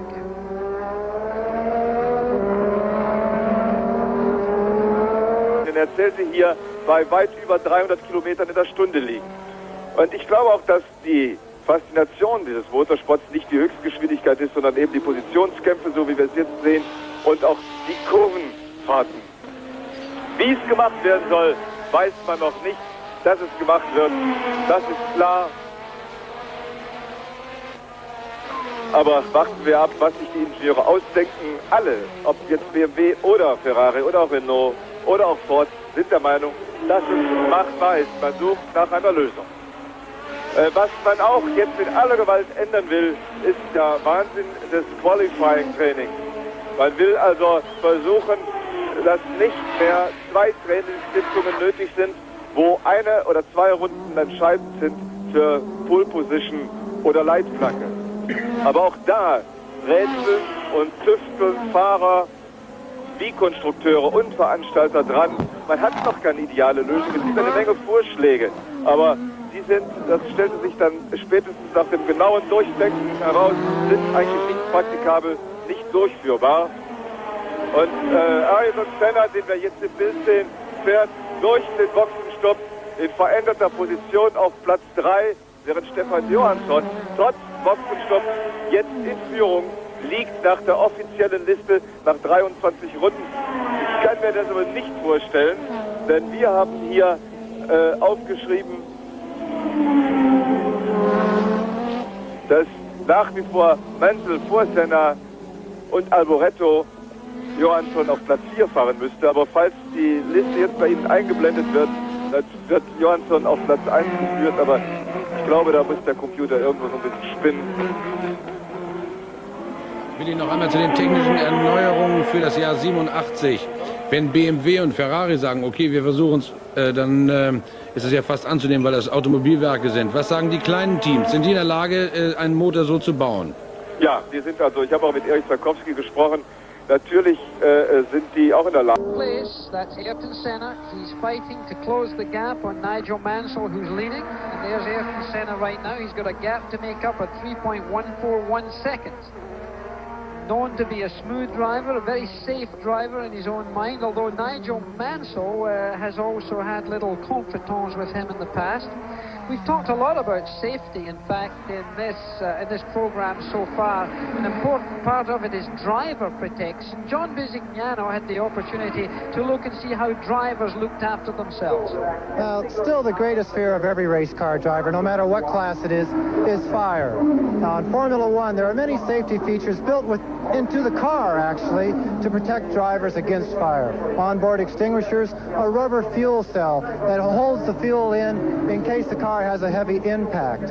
But the last area of protection is in the driver's clothing itself. Nomex underwear is worn both top and bottom. The suit is made of 4 layers of Nomex. The combination of the underwear and the suit should give a driver up to 25 seconds in a hot gasoline type fire. That should be enough time to allow the fire crews to reach him and hopefully extinguish the flames. Also, oxygen is fed directly into the helmet so that the driver can keep breathing even when the fire is consuming the oxygen in the cockpit of the car. You know, I've always wanted to drive a Ferrari.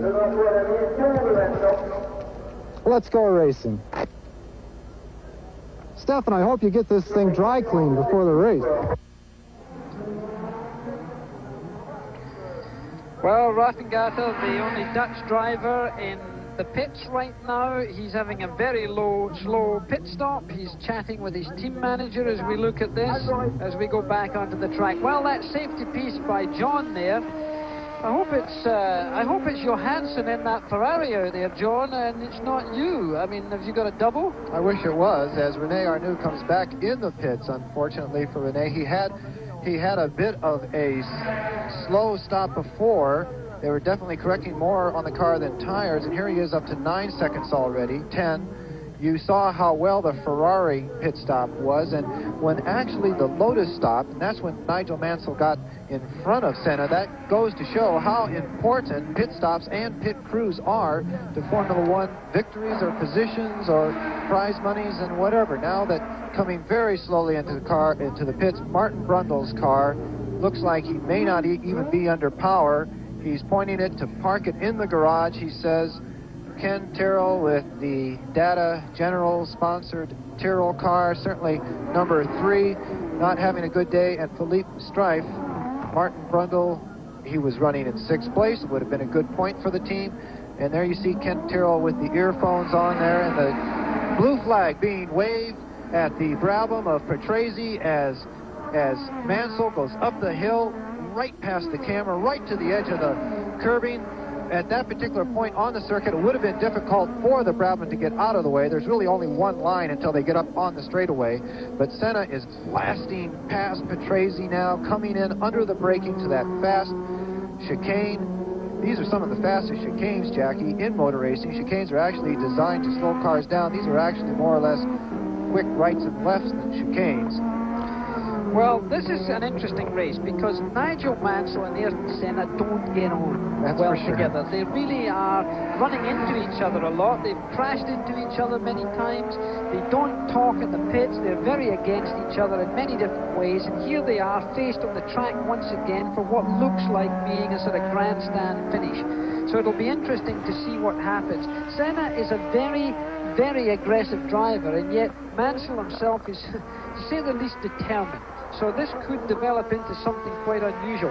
Incidentally, in Monte Carlo, the rear suspension of the Lotuses failed, and it was a real problem for them. And they went to the Paul Ricard circuit to do some testing, and they failed again. And in fact, this race is being run with the last year, the 1985 rear suspension unit in it, because they were concerned that we're going to have mechanical failures on such a fast circuit as this. So it's of concern to them, although the car clearly is working very well, and you can see how close he is now getting to Nigel Mansell. If you remember down in Australia, down under, Jackie, when Ayrton Senna in the, not the first corner, but to the second corner, took Nigel Mansell off, and that was captured by Patrick Tambay's in-car camera. And that is not only the first time that they have had, as you say, the same disputed territory, but now coming past the old Spa pits, so many classical cars have pulled out of those pits for fine victories, as we were saying earlier. Up that hill, you can see the downforce of these cars as they come around that S corner. And there you can see the back end of the Lotus getting just a little bit twitchy. Now, when you talk about twitchy, you're talking about twitching at 165 or more miles an hour, and the driver must make an instantaneous millisecond correction to keep the car straight in line and get the power back down on the ground. Nigel Mansell, the thing that you were talking about earlier, Jackie, it's almost the difference of temperament between a Brit from northern England and a hot Brazilian, Mansell and Senna. Well, now it's down to 1.6 seconds, that lead that Mansell has, so it's going to be very tentative for him to keep that. Another car, yet another, comes into the pits, and we'll be right back after this. Ja, Alessandro Nannini mit dem zweiten Minardi, also auch nicht mehr dabei. Damit sind Andrea De Cesaris und Alessandro Nannini, die beiden Minardis mit den Motori Moderni von Carlo Citti entwickelt, nicht mehr im Rennen.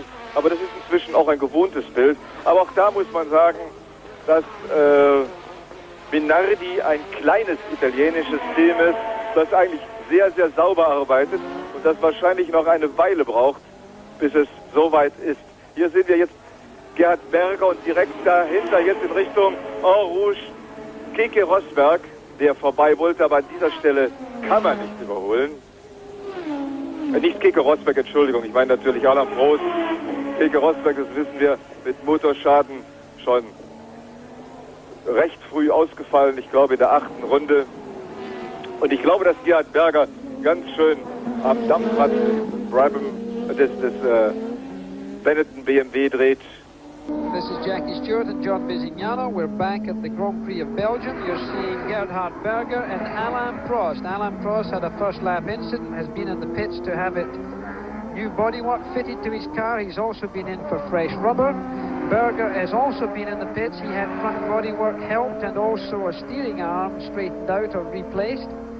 And now they're head-to-head in the racetrack. Just a lap or two ago, they were in 8th and 9th position. The man you're looking at now is still very much in first position. That is Nigel Mansell, driving his Williams with the Honda power plant. Lots of Canon pictures being taken of him. The fastest tour, or fastest lap, is by Senna. Senna's putting on the power, and that's the man there in the black JPS Lotus. The Brazilian trying to hold the honours of his country up now that Piquet, who earlier led the race, had to withdraw. Looked like a major engine problem. Keke Rosberg also had to withdraw because of a major engine problem. There have been many retirements in the race. 3 of those were almost totally out because of a first corner, first lap incident. So here we come, out of the race is Rosberg. Patrick Tambay came out in that first lap incident. So did Dumfries go out. Boutsen's out, Kinzani's out, Danner's out, Piquet's out, René Arnoux is out, Nannini is now out, and so is Martin Brundle. Spa has been a place of a lot of happenings. We've had some announcements incidentally here. One of the announcements is that the British Grand Prix from next year will take place for 5 consecutive years at Silverstone. Brands Hatch has been dropped from the Grand Prix calendar at the present time as of 1987. And incidentally, Brands Hatch has just been bought over by a private investor just a few days before that announcement was made, which must make him rather sad. The other thing is that they've announced, because of the accident of Elio de Angelis at the Paul Ricard circuit some 2 weeks ago, that the French Grand Prix will be held on the shortened circuit of Paul Ricard when that French Grand Prix takes place in July. And that is the Brabham that's come into the pits right now. Riccardo Patrese getting new rubber on. This is the second time he's been in for some rubber to be fitted. The Brabham mechanics, not a fast pit stop, 12, 13 seconds as the clock starts. This is the very low slung Brabham. You can physically see that the car is not so much closer to the ground as the other cars, but it is a lower profile, hopefully giving greater aerodynamics both for top speed and for downforce. The car has not worked out exactly as well as they would like. The one thing that is always the most important thing as far as top speed is power. And what they hope to do after the terrible accident of Elio de Angelis is restrict the power. The slower the cars, the safer they are in many respects, as Alain Prost is gaining on the Benetton, as you can see. They hope to do this in a couple ways. Alain Prost comes in under braking, a nice clear pass through the chicane. They hope to bring the engine horsepower down to around 600 horsepower. Several ways of doing that. Either pop-off valves, air restrictors that limits the amount of air that can be sucked into the engine, or bringing it down to a capacity of 1,000 cc's. Jackie, I cannot see them changing the 1,500 cc formula down to 1,000 cc's. That would be tremendous expense to the engine builders that have invested in 1,500 cc's, but certainly pop-off valves are very popular in Indianapolis, and air restrictors have worked in other formulas. Well, it may be that they'll go to 1,200 cc capacity. As we look at our leaderboard, Mansell, Senna, Alboreto has passed Johansson, as you can see there. There's talk today about putting in, and here's the replay of the past of Alain Prost. He did it very cleanly and very maturely. He left a lot of space there, no entangling of wheels here. He has about 3 meters to spare there as he gets inside Berger. You can see he's snookered him. He's put in a position that Berger really can't retaliate, and he hardly goes over the curb, particularly on the way out. Very cleanly done, Alain Prost. He is a master at going faster. Getting back to that horsepower question. There's talk in the paddock here today that they'll bring it down to about 1,200 cc's, 1.2 litres. If that happens, apparently Ferrari would be very happy. If they put in a valve of some kind to restrict the power, as we've seen it happen in Indianapolis, a pop-off valve, for example, it may be more complicated with twin turbos, for example, that take place. A single pop-off valve would be easier on a 4-cylinder engine like the BMW than it may be on the Ford engine or the Ferrari engine or the Renault engine. So it'll be very interesting to see how the rule makers come to this 600 horsepower limit that they're talking about. One other thing that less horsepower would do, it would hopefully reduce the cost of running these engines. These motors cost nearly $100,000 each, and you can't get more than a couple of hours of running out of them before they have to be rebuilt at between $40,000 and $60,000 each rebuild. That's if it doesn't even blow up. That's if the motor runs smoothly and clearly for 2 hours or say a few hundred miles. So again, if you have less power going through these engines, you may get back to hopefully the more comfortable Cosworth days when the V8 Cosworth 3-liter normally aspirators could actually do 600 miles before a rebuild, and all the teams are looking for ways to reduce the tremendous budgets that it takes to run Formula One. Well, Nigel Mansell now is opening up his gap. He's got it to more than 3 seconds. It came to under 2 seconds. It was down to about 1 point something. And there you can see the difference between them. It's a long shot from a camera a long way away, but it's more than 3 seconds. As the top 10 after 30 laps is Mansell, Senna, Alboreto, Johansson, Lafitte, Jones. Alain Prost is up to 7th. Fabi is 8th. Surer is 9th. 10th. Berger is, and we'll be right back after this. Rombolage verursacht hat.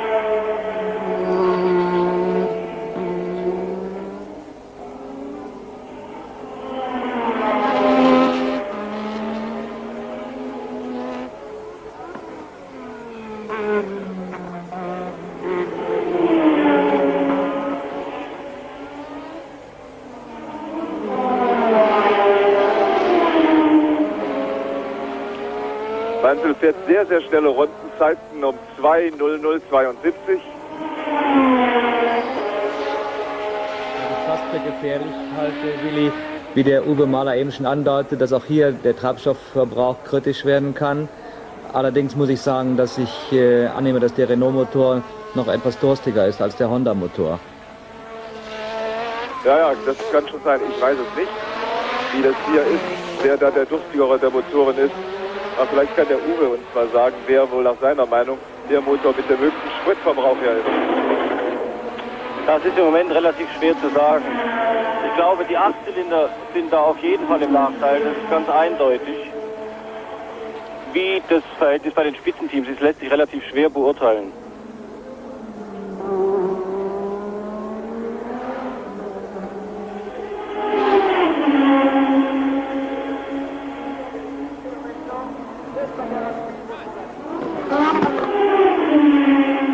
Ja, Abstand knappe 3 Sekunden.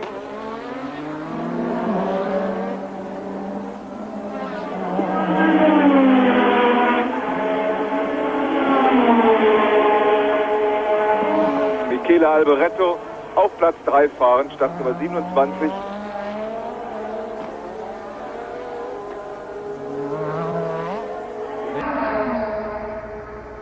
Well, there was a heavyweight talking about lightweight bodywork as the car of Alboreto flashes through our picture here. We have Alain Prost, the story of the race at the present time, is catching up Alain Jones. Alain Jones at the moment is in 6th position, which would give him a World Championship point. That is not him, that is Michele Alboreto in the second Ferrari. Michele Alboreto, of course, at the moment is lying in 3rd position. He's been a sleeper. Nobody's been paying much attention to Mr. Alboreto. In the meantime, he's been continuing his very smooth way. And there is Rottengatter in the Zach Speed car. He has decided that it's called for today. The fire marshals are looking for an extinguisher, perhaps. If you remember, Jackie, when he came in the pits, he was trying to motion to his team about something around the back of the car. They more or less gave the wing a good wiggle, and out he went again. But he was trying to communicate something around the back of the car, and it looks like whatever was troubling him has maybe failed completely and now cost his retirement. Michele Alboreto, the English press have called him the Black Arrow, but Alain Jones comes into the pits for rubber. Alain Jones. Now, Alain Prost, in the meantime, has passed him now on the racetrack. And, of course, he's already stopped for rubber. So, therefore, Alain Jones has lost his 6th position to Alain Prost, which means that Prost picks up a World Championship point if he goes no further than 6th position. Alain Jones rejoins the race. And that, incidentally, is important in the World Championship. World Championships are won by half points in some conditions because Alain Prost lost his first World Championship that he could have won, really, by half a point to his teammate Niki Lauda. And that was, of course, the 1984 World Championship. Exactly. So Alain Prost is one to go after every point he gets, and you can see that Lotus still getting loose at the top of the hill. You know, to put a new suspension or an old suspension on a new car like Jackie described the Lotus team had to do just before this race certainly can give an unbalanced feature to the driving that the driver has to deal with. Especially, this is probably the first time that car has gone this distance with the combined situation of rear suspension from last year and new suspension up front this year. And Jackie, on the left and right front tires of Nigel Mansell, you can certainly definitely pick up some wear right down the middle of that tread. Try and take a good look at it and see if that is going to bring him in again before this is over. And Philip Streff comes into the pits yet again. His troubles started with a spin out that we all saw as he was carrying a camera which has taken shock since he spin off the racetrack. It hasn't worked since. It's embarrassing to spin, but to spin with the camera car is a double embarrassment. Well, he managed it for us. ESPN must have been paying him a lot of money to do it because he spun in practice as well while he had it on board, and then he did it in the race. That was quite impressive, and we do thank him for our wonderful coverage. Nevertheless, they go through these Ardennes mountains. Alain Jones there is about to be lapped, and there you see Fabi about to be lapped also. Fabi, of course, had pole position at Indianapolis, and incidentally, for those watching and interested, we heard that it's raining in Indianapolis. So that may delay the start of this race as Nigel Mansell laps Fabi as he goes round the slowest corner on the racetrack, and there is Senna in the picture. Senna is in second position. Nigel Mansell still leads the Grand Prix of Belgium. Das war nur für mich als Dummnicke. Hast du es denn mitgeschrieben? Ich habe es mir aufgeschrieben. Ich lerne es heute Abend auswendig und... Wir testen es dann. Gut, also 10 Runden haben wir eben gesehen, wurde eingeblendet bis zum Ende. 9, nur noch Abstand zwischen Mansell und Senna unverändert, etwa 3 Sekunden.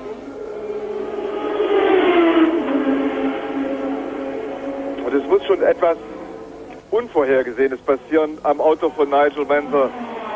Denn freiwillig, glaube ich, gibt der Mansell diesen Sieg dann nicht mehr ab, oder die Führung zumindest nicht mehr ab. Ja, das ist schon das Palmer mit einem, ich glaube, das hat mit Reifenschaden nichts zu tun, da hat sich irgendein Band, ein Klebeband, das auf der Bahn lag, abgewickelt. Man hat natürlich bei Zackspeed, wir sehen vorne im Vordergrund, das ist Erich Zakowski, der mit dem Rücken zur Kamera steht. Das ist Erich Zakowski, der genau beobachtet, was passiert. Man hat bei Zackspeed auch das Reifenwechsel. This is Jonathan Palmer, the good doctor, is in the pits. He's had problems. He's not in the leaderboard at all. He's not in contention. He was lying 14th. So therefore, he is not really a force to be reckoned with in this event. The people up top are Mansell, Senna, Alboreto, Johansson, Lafitte. Alain Prost has got himself a point in the World Championship right now. Alan Jones, Fabi, Surer, De Cesaris, Patrese, Berger, Streff and Palmer. And there's a good battle going. There's Alan Jones getting in the way. Oh, come on, Mansell, take your time. You're leading the motor race. Don't go in such a hurry. There's no rush now. There wasn't one blue flag being waved down the pit lane there. You must understand that these drivers, especially when they're running that close to each other, are still battling for positions, and what happens is they cannot see the car 2 cars back. They are certainly aware of the 1 car just behind them, but Nigel Mansell can be totally blocked by the car in between the pack of 3 there, and you almost saw it on the replay. Here's this replay. Now, Nigel Mansell, in my opinion, has been too urgent here. He tries to go one way, then he goes another way. Now, he could have got himself in a problem there. When you're leading a motor race, the maturity of a Prost or a Piquet would not have made him do such extreme movements, because any of those drivers, if they had moved the wrong way, could have involved him in a situation which could potentially have taken him out of the race. That's where it's very important to say, hang on a second, let me be mature, take your time. Now you can see that the blue flag was being waved there to Berger. It was that car along with Alan Jones that you saw Mansell getting involved with a few moments ago. Mansell's now got a clear track ahead of him. Alan Jones in the Ford-engined Haas-entered car. And I'm sure in Indianapolis they'll all be watching this coverage. There'll be the Penske's, there'll be the Mekums, there'll be the Hasses. They'll all be watching from their suites. And this is the car of Alan Jones, the red car there, and the leader is ahead of us. That's Nigel Mansell. Senna second, Alboreto's third. We'll be coming back for the final laps of the Grand Prix of Belgium after this.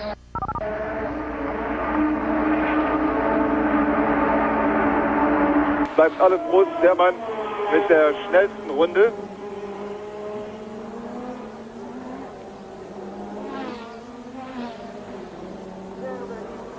Und Jonathan Palmer ist jetzt wieder auf der Strecke.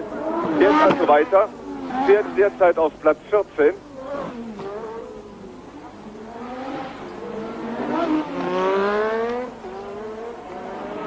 Jetzt ist es Senna, der Alan Jones vor sich hat.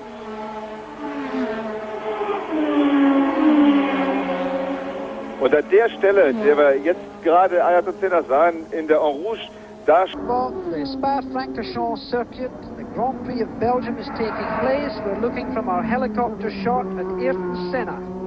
Mr. Senna's just gone through our picture, and there is Berger and Fabi, teammates, and the Benetton team not in contention. There you see the car of Alan Jones, and Alboreto seems to have caught, and there is Alboreto having a little look. There he is, Alboreto, and Alan Jones is behind that, or is it Stefan? Stefan Johansson. Stefan Johansson is coming up to threaten Alboreto.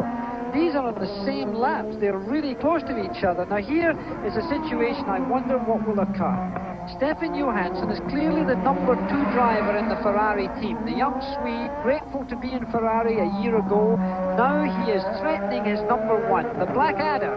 He is Michele Alboreto. And now Johansson was having a look at him, getting under braking at the end of the fast straight stretch. Alboreto now wants to finish 3rd in this Grand Prix of Belgium. It's been about 10 races since Alboreto has finished a race. He's been in real bad trouble. He wouldn't like to give away his 3rd place because, of course, that would be 4 points in the World Championship. But Stefan Johansson is certainly a heavy threat to him. Enzo Ferrari, the Commendatore, will be sitting in Maranello watching this performance, and I wonder what he's thinking. He's always been a man to put one driver against the other. He's always had race politics within drivers. Well, of course, Jackie, he actually, as we see one of the Minardi's stopping there, that is Andrea Di Trezis of Italy. He was really not in top contention, running 10th at the time, helping the marshals push the car out of the way.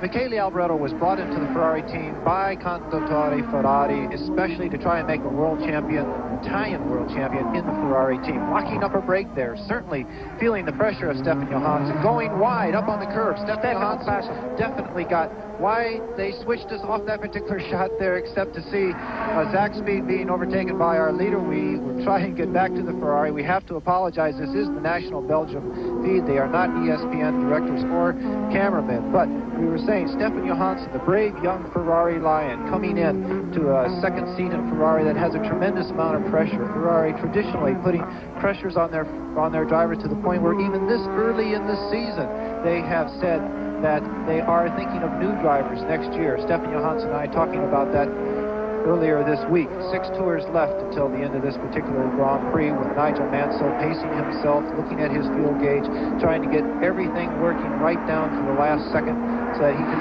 maintain this lead over Ayrton Senna.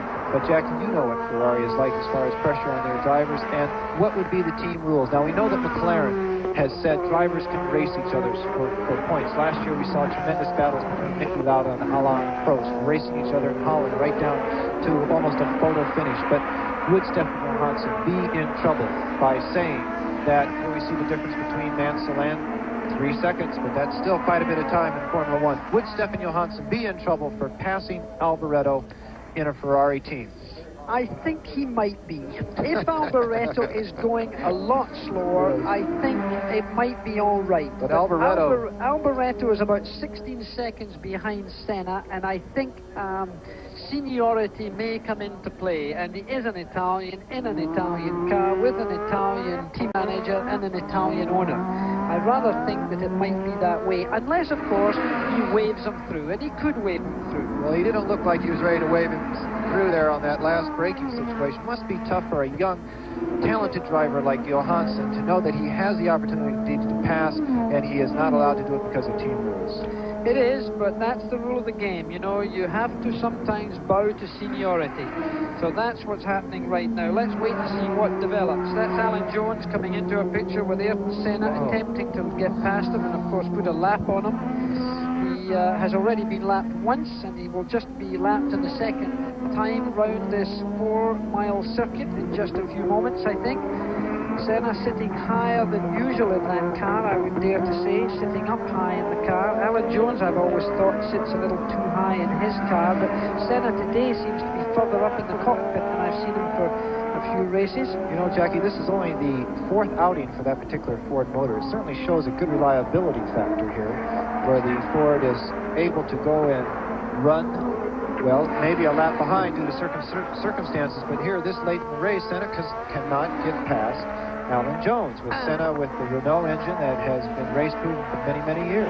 And we've just been told out of camera that Johansson has passed Alboreto. So we have Stefan Johansson now in 3rd position. He's got up there, so there is a new development.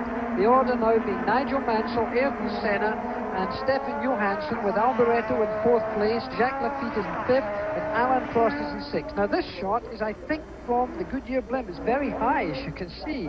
Just a shot down there of the chicane. Alan Jones and Senna. Senna cannot get around Alan Jones. I think Senna must be paying attention to his fuel consumption now, because he's certainly dropping back. Alan Jones moved over. Well done, Alan. The Australian has shown very good manners, as he is clearly quite quickly allowing Senna to pull away there. He's actually slowed also, Jackie. Yeah, it may be that he has a little problem. But Senna now has got a clear track, but he's more than 4 seconds, nearly 5 seconds behind Nigel Mansell. Let's see what the Brazilian decides to do. This is the point where he has been tempted to pull up the boost. You saw them both in that picture. You saw the straightaway separated them. You'll see the Black John Player's special car trying to do everything it can to catch Nigel. But Senna in the past has turned up that boost and run out of gas. Last year at the British Grand Prix, he would not forego being passed by Alain Prost, and he kept turning up the boost until he ran out of gas just before the finish, and therefore scored no points whatsoever. Alboreto coming through with the Ferrari. Camera panning back to the Benetton teams. We have teammates here racing each other. There goes Fabi through the chicane, followed by his teammate Berger, who certainly had high hopes. Those are the first cars that are shod by Pirelli in this race. Well, the Benettons are not really in this race really seriously. They're fairly far down. Berger's in 11th place and Fabi's in 8th, actually. There's a difference of a lap between those two cars, so there's not much of a race going on there. But I think that the race that's going up top, Johansson's pulled away from Alboreto by more than 2 seconds now. I don't think Nigel Mansell is going to be severely threatened in this race unless something strange happens. Fuel consumption could play a part. Now it's down to the spectators to bite their nails. A lot of interesting people come to these races. Innes Ireland, by the way, is one of the journalists here. He writes on Road and Track. Innes Ireland, incidentally, held the lap record at the old Spa circuit for about 2.5 years in the 60s. This is the place where Jim Clark won 4 Grand Prix. It was through 1962, 3, 4, 5. He won those great races here. It was the circuit where the McLaren won its first ever Grand Prix in the hands of Bruce McLaren. Dan Gurney won the race for the American Eagle here. I won the Belgian Grand Prix, but not at this racetrack. I was leading it once and ran out of petrol on the final lap, unfortunately, which is not unknown at this track. And with only 3 laps to go, we're going to have to be very careful at what the fuel situation is in the Honda. I spoke to Nigel Mansell no more than 15 minutes before the beginning of the race, and he wasn't at all comfortable with the fuel consumption figures. Well, he could begin to back off slightly here, but he has to be very careful looking in his rear view mirrors and also collecting all the information he can from his pits. Of course, his pits are letting him know exactly what type of a lead he has, if Senna's catching him or not. Nigel Mansell, 31 years old, from Midlands, England, brought into Formula One by the great and late Colin Chapman into Team Lotus. Stefan Johansson there, you don't even see Alboreto in that shot any longer. So even though he did go ahead and put a pass on his teammate, the fact that he can pull away and go ahead into 3rd spot in a respectable position has to get him out of trouble with the Conduttore. You have Stefan Johansson is 19 seconds behind Senna at this point, so it doesn't look like we're going to have a huge battle unless fuel comes into this between 2nd and 3rd. Okay, let's just run over the top 10 at the present time. Nigel Mansell, Ayrton Senna, Stefan Johansson, Alboreto and the other Ferrari, Jacques Lafitte, the first of the Pirelli runners, the rest are all running in Goodyear. Alain Prost in 6th position, he's not going to catch Lafitte incidentally. Alan Jones is 7th, Theo Fabi is 8th.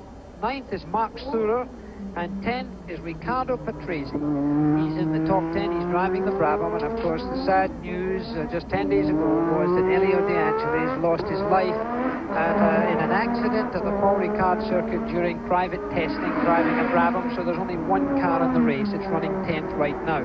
Well, of course, Jackie, another sad accident, not at the Paul Ricard circuit, but in between the Paul Ricard circuit and the airport earlier this year was team owner, developer, and giant of Frank Williams Racing. Frank Williams had a terrible road accident, rolling the car off the road and suffered a very serious injury to his spine, which for many, many weeks totally paralyzed him.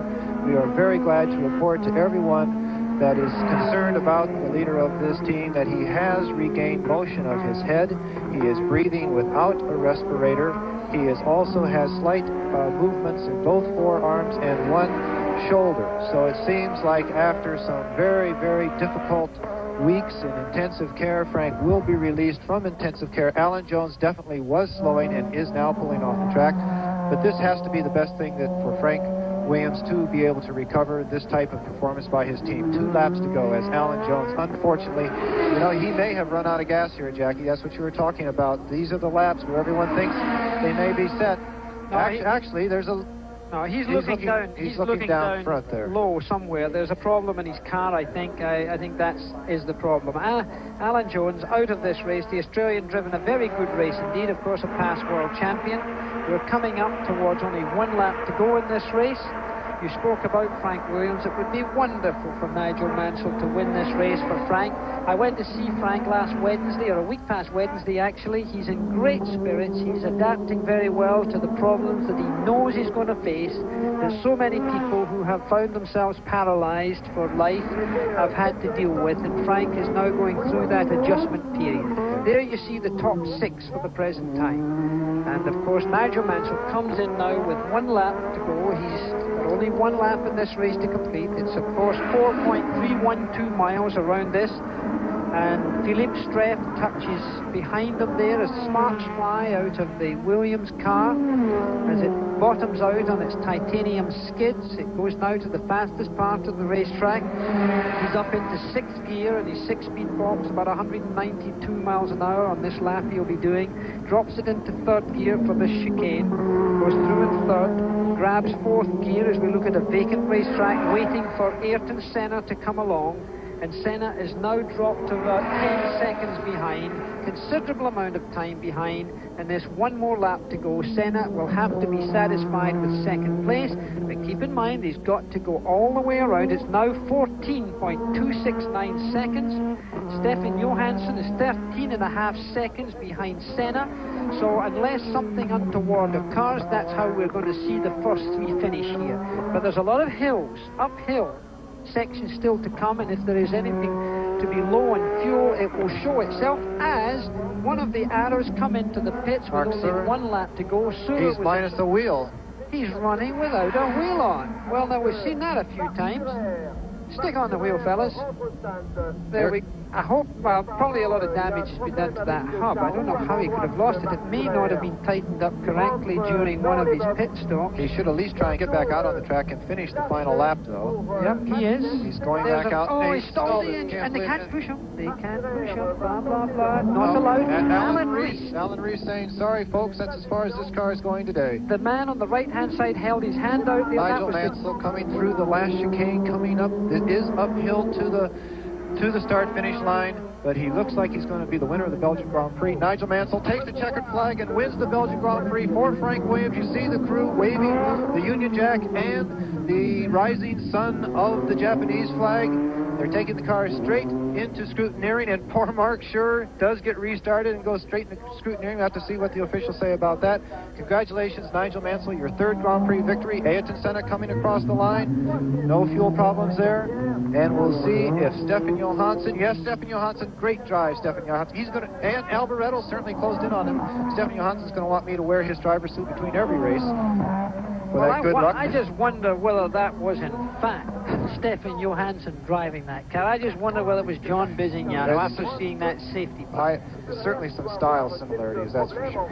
Well, you're looking down as the cars are brought in, and there's Senna's car coming to a stop. This is for the technical checkup. The cars down have to be weighed. Alain Prost, a very brave 6th place finish and 1 championship point comes to Alain Prost, which will give him a total of 23 points in the World Championship. It will, however, give 28 points to Ayrton Senna. So Senna has a lead in the World Championship standings.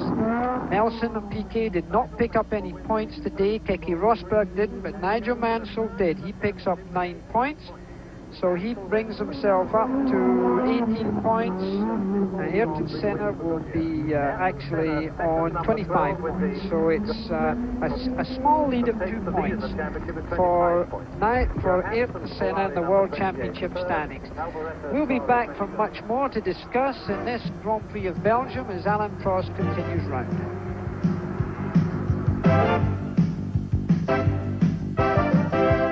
Ja, dann schreibt morgen auf 28. Ja, richtig. Ja, und dann Prost mit 23 Punkten Zweiter. Er hat ja einen Punkt dazu bekommen. Dritter ist Mansell mit 18 Punkten. Und naja, das reicht jetzt, weil wir kriegen das gleich noch vom Computer da bestimmt reingegeben. Und Jonathan Palmer müsste 12. geworden sein. Da kommt Alain Prost. Ein fantastisches Rennen für den Franzosen, für den amtierenden Weltmeister, der da wieder unter Beweis gestellt hat, dass er wirklich einer der ganz Großen geworden ist. Denn er hat ja lange Zeit in der Box gestanden, nachdem sein Fahrzeug bei der Startkollision, für die er nichts konnte, so stark beschädigt wurde. Und dann sich wieder vorzuarbeiten auf Platz 6 ist eine fantastische Leistung. Einlauf dieses Rennens: Mansell vor Senna, Johansson, Alboreto, Laffite, Prost, Fabi, Patrese, dann Sura, Berger, Jones, Streif, sie alle werden ja noch gewertet, und Palmer.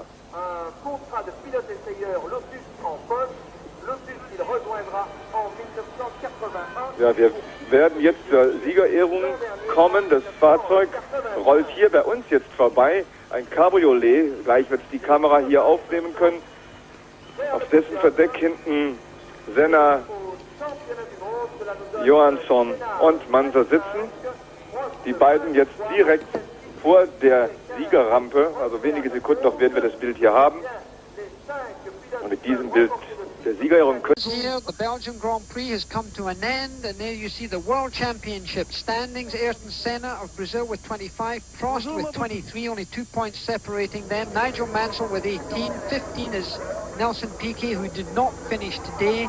Rosberg is 11th, and here you see the checkered flag being given to Nigel Mansell in slow motion, a happy flag for him. Look at the flags on the left-hand side of the picture, the rising sun and Rule Britannia. And there's the happy picture at the end. Look at that, Stefan Johansson speaking now to Nigel Mansell. The national anthem, United Kingdom, being played, God Save the Queen. Nigel Mansell tucking his earplugs in, coming to attention. Looks a little tired, a little winded after this. Ayrton Senna does not look too happy, and Stefan Johansson is elated. He's a happy boy. Let's look at this as we give the top 10 finishes here. We can show them as the trophy of the Belgian Grand Prix. What wonderful names have gone onto that. Happy to say that mine's on there, but some fantastic, fantastic names. Caracciola's and Banjos and all sorts of people. So Nigel Mansell wins. Ayrton Senna was second. Stefan Johansson was third. Michele Alboreto in the other Ferrari fourth. Jacques Lafitte, Frenchman, in fifth position. Alain Prost taking sixth position. Fabi, seventh. Ricardo Patrese in 8th position. Mark Surer finished 9th, was credited with 9th.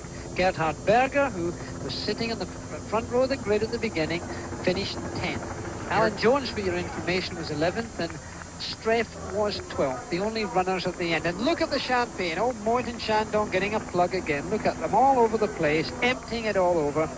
Ayrton Senna and Nigel Mansell not chatting very much there.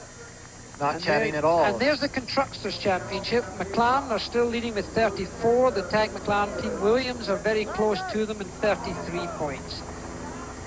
And there you see the happy man won his third ever Grand Prix victory.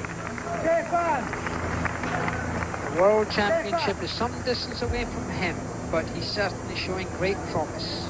We'll be right back after this.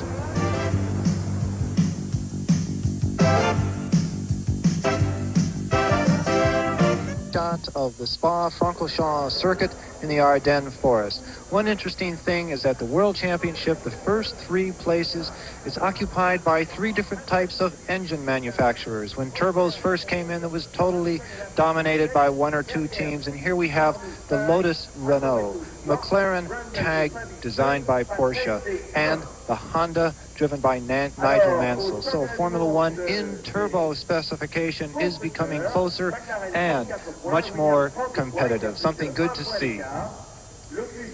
Well, we'll be, of course, giving you a lot more motor racing here on ESPN. We've got the IMSA Camel GT series coming up tomorrow. That's Monday the 26th at 2:30 Eastern Time, 11:30 Pacific Time. That's at Lime Rock, Connecticut.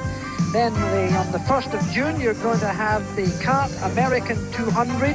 That's going to be at Wisconsin State Fair Park. Mario Andretti's the defending champion. That's going to be an interesting event in Milwaukee. So then you've got the next one, of course, after that is the one we'll be doing, the Canadian Grand Prix. And you, of course, will be live there again. The Grand Prix of Belgium has been brought to you by BF Goodrich TA Radios, built for you to take on the road. By MasterCard, MasterCard International. Master the possibilities. And by Budweiser, Beechwood aged for that clean, crisp taste. John Bizignano saying goodbye from Belgium.